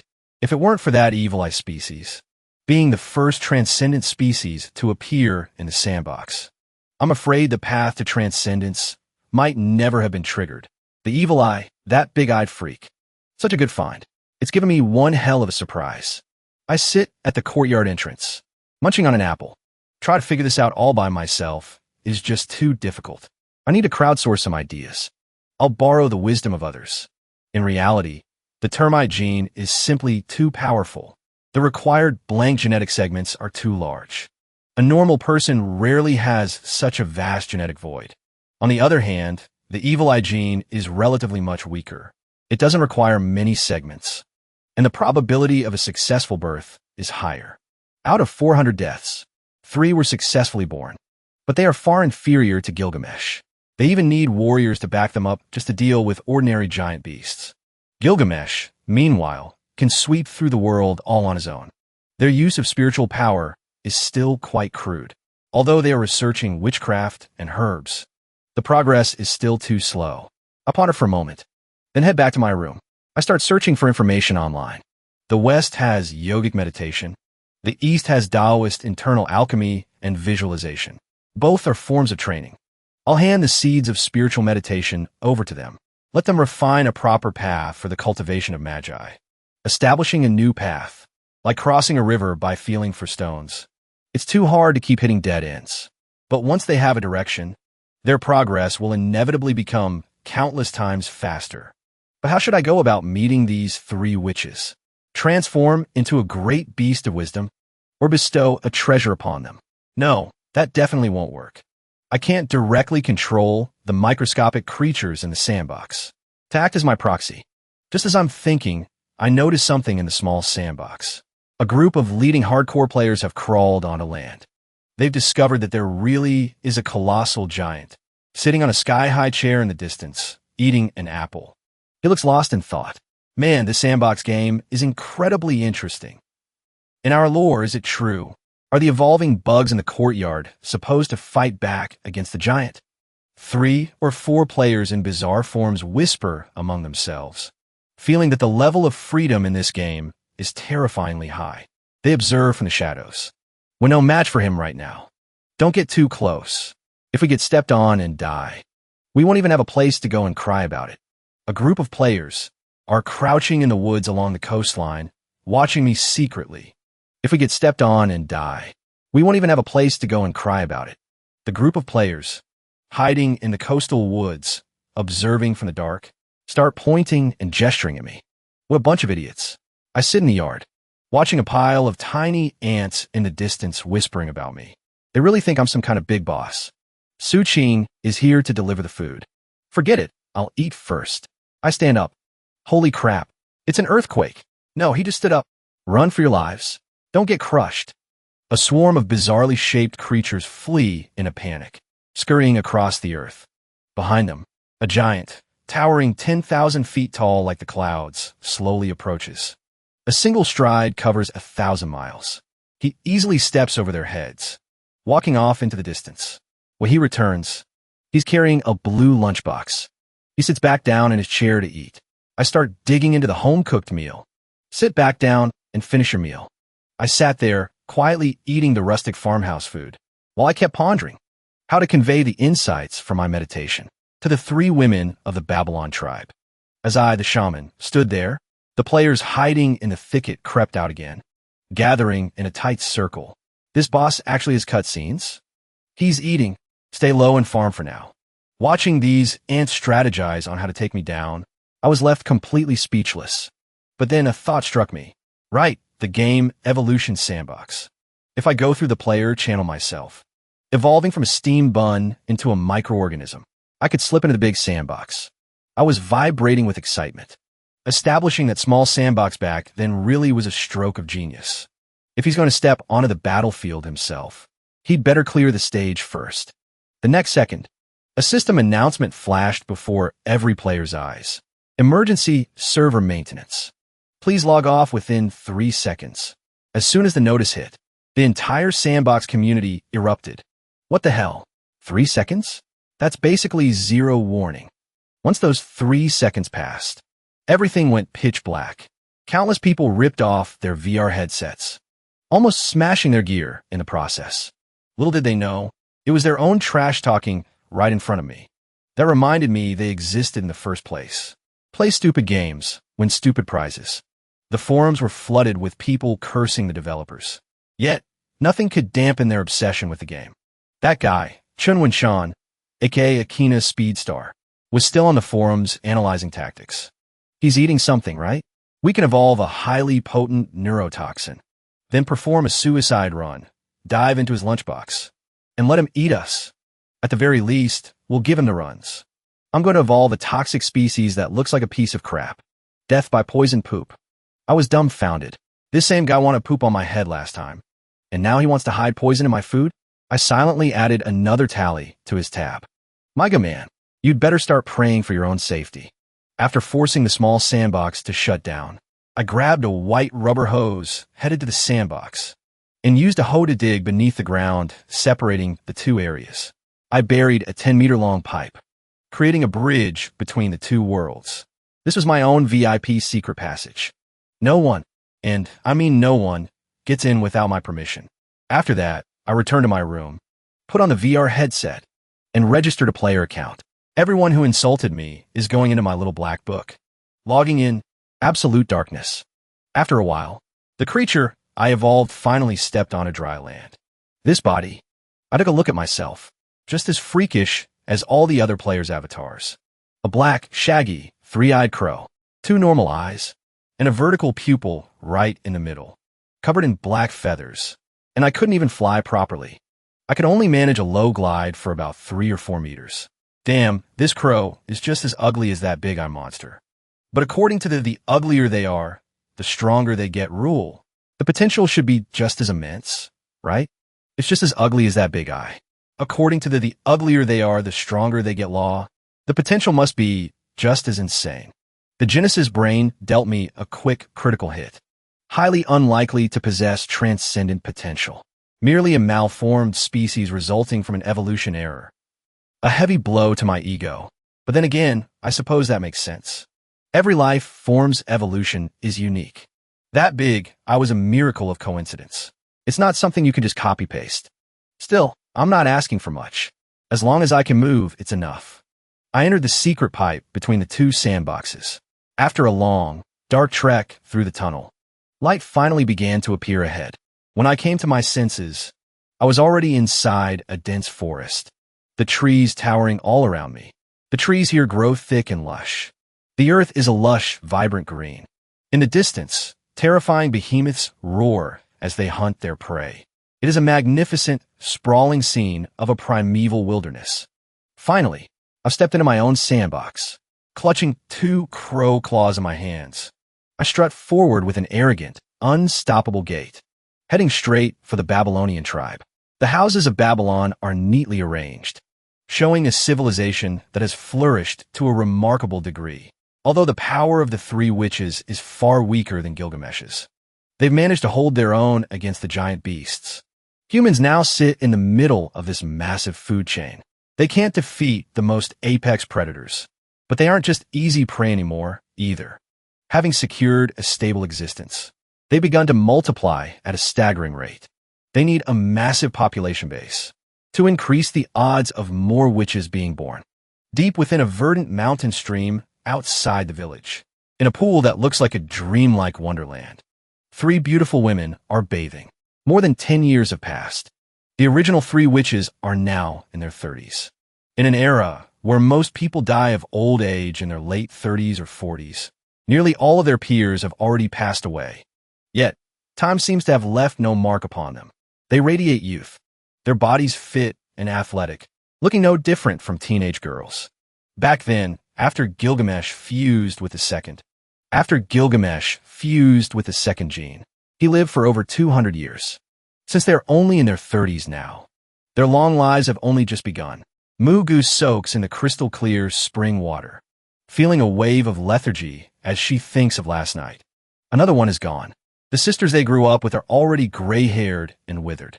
As the long years drift by, I've realized that only the bond between us 3 sisters is truly eternal.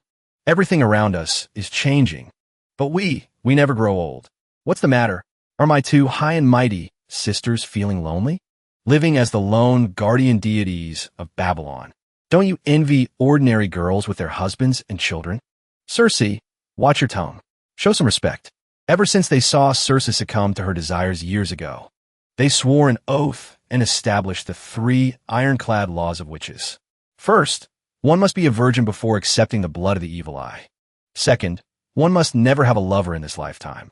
Third, after becoming a witch, all contact with men is forbidden. Furthermore, witches must never abuse their power against commoners. Circe is the textbook definition of a failure. Her mental power is too immense, so powerful that if she fails to control even a flicker of emotion, she ends up killing the fragile men around her. For over a decade, a few men in the tribe would mysteriously drop dead every month. Since 4 new witches have emerged in recent years, they're no longer desperate for combat power. Mugu and Shuang-yin decided it was time to suppress Circe. But after the battle began, they realized with horror that Circe had secretly grown far stronger than both of them. It took their combined strength just to hold her back. It seems that while the good witches suppress themselves, the evil witch, Circe, indulges her spirit without restraint, which in turn has caused her mental power to skyrocket. Another 5 years pass, the 16th year of Babylon. Circe's power has become unfathomable. Even with the 2 of them working together, they can barely stand against her. So, are you really not going to try it my way? Why live in suppression when you could lose yourselves in indulgence? No, that path is a delusion. We must find the right way, the true method for a witch to cultivate her spirit. Since I can't talk sense into you, I'll just have to make you submit by force. Circe's expression gradually turns cold. A bunshiling psychic aura begins to radiate from her body. The surrounding water ripples outward in violent waves. You've actually become this strong? Mugu and Shuang-yin's faces turn pale.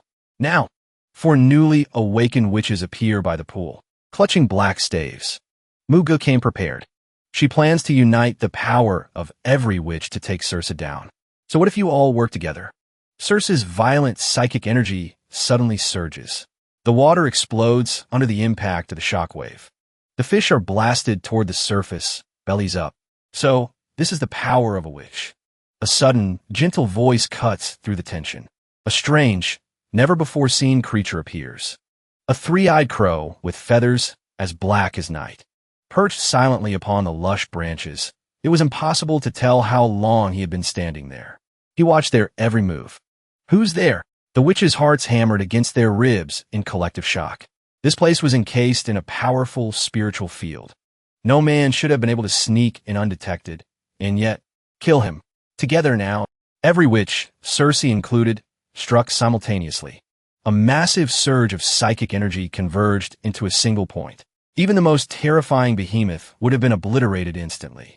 Yet, as this overwhelming power slammed into the 3-eyed black crow, it vanished without a sound. How is this possible? A witch stared at the crow, her throat dry and her voice raspy. The same haunting thought echoed through all their minds. What kind of power is this? This is the power of meditation. staring at the crow with parched, trembling breath. The same question rang out in their hearts. What is this power?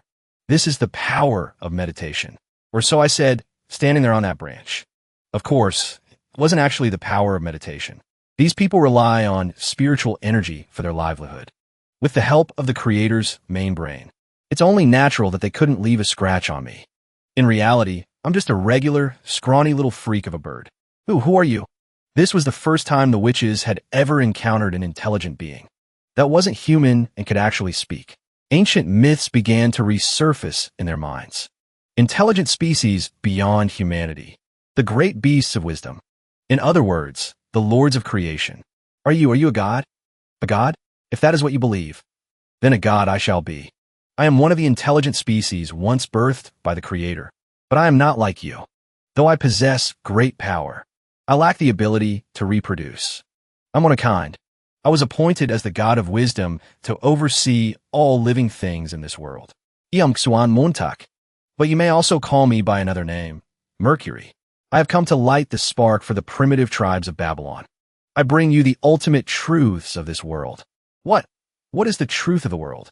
Truth is the governing law of all things, the very source of all power.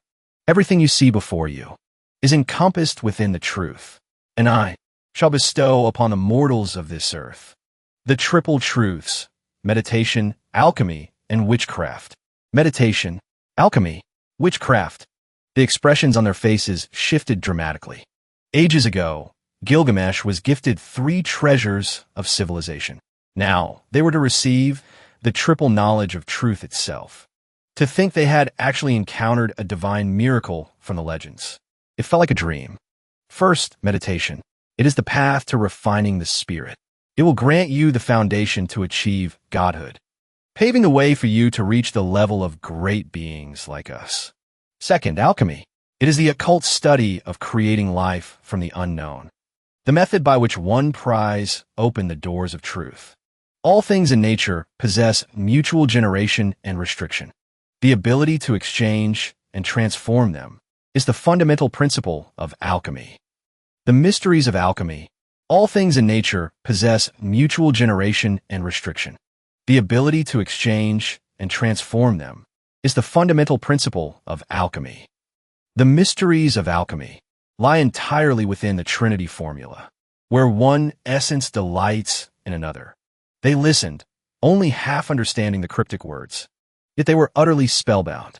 Their faces were tight with tension. Terrified, they might misinterpret even a single syllable. Third, witchcraft. It is a miraculous force. It allows your spirit to extract earth from fire and draw flame from the depths of the ocean. By following this principle, countless extraordinary transformations shall arise from that one primordial source. Suddenly, the 3-eyed crow on the branch collapsed and tumbled to the ground. Having finished my speech, I immediately disconnected from the crow, leaving the Sandbox world. Logging off, I exited the game interface and pulled off the VR goggles. Finally, it's done. I had to memorize that script so many times. I was so worried I'd trip over my words. Acting really isn't my forte. If it wasn't for the sake of curing my illness, I wouldn't have bothered memorizing all those lines. Trying to guide the development of a civilization while playing God without letting it slip that I'm actually a weakling. Man, it's a real headache. Seriously, if a monster like Gilgamesh actually appeared in front of me at his full scale, they could crush me with a single finger. Even the power the 3 witches possess was forged through countless deaths and agonizing trials. To me, they're transcendent beings, completely out of my reach. And yet, here I am, trying to pull the wool over their eyes. Just thinking about it gives me a headache. I mean, at the end of the day, I'm just an ordinary guy. After logging off, I took a quick shower. Then, I rebooted the little Sandbox game. Within minutes, the players were all back online. They were swearing up and down while obsessively grinding away, desperately trying to evolve new species, using an entire world as a sandbox to simulate civilizations, just to find a cure for a terminal illness. I bet a stunt this crazy is something no one else on Earth has ever attempted. But damn, this path is brutal. Still, the seeds have been sown. Out of the 3 types of knowledge, alchemy is the one I'm looking forward to most. Of all these paths, alchemy holds the most promise for me, creating potions and elixirs, finding a way to actually treat cancer. But alchemy only exists in myths. Making it a reality will be incredibly difficult. Meditation and witchcraft, on the other hand, should be doable. Yoga, meditation, Eastern Qigong, they all touch on similar principles. Using them to cultivate the body and expand one's spirit is a proven path. As for witchcraft, once your mental power reaches a certain level, you'll naturally develop all sorts of subtle ways to use it. The prep work is done. Now it's all down to how they evolve. It's just a pity there are still too few transcendent species. Things like the evil eye. If I had more variety like that, it would provide much better inspiration. I let out a long sigh and looked down at the players. You guys better step it up. Honestly, these guys, instead of focusing on evolving species with transcendent potential, they're always looking for cheap shortcuts. Every few days, they treat my world like a playground for their nonsense. I need to find a way to squeeze every last drop of potential out of them. Just then, Su Qing's voice drifted in from the door. Qingji, you promised. You'd come to my class reunion with me. It's time to go. It took me a second to snap back to reality. A trip into the city to clear my head sounded like a good idea. I changed into the new clothes I'd bought earlier and headed out. Holy crap, the giant is back. Run for your lives. Attack on Titan is happening for real. I've got 6 legs. I just need to be faster than the rest of you. Down on the ground, a swarm of ants was screaming and shouting, bolting away at top speed. I didn't actually mean to step on them. I was just lost in thought, wondering how to fully exploit the wisdom of these volunteers. My free labor force. I stepped out the door, where Su Qing was already waiting on her electric scooter. We headed into the city and arrived at a large private room on the 2nd floor of a mid-range restaurant. As the door swung open, I saw a crowd of energetic young men and women, sitting around tables, eating and chatting. The moment I stepped inside, the entire room went silent before exploding into chatter. Who's that? Did he walk into the wrong room? Su Qing stepped out from behind me, looking quite pleased with the explosive reaction I caused. Everyone, this is my boyfriend. His name is Ling Chun. Isn't he handsome? Man, she's really milking this for all it's worth. A group of girls crowded around us, chirping away and inspecting me from every angle. I sat there quietly, knowing I was only here to help the girl show off. Even though I'd reverted to my original face, after surviving 3 mass extinctions, so many useless genes had been purged from my system. I was approaching a state of biological perfection. That superhuman aura is impossible to hide.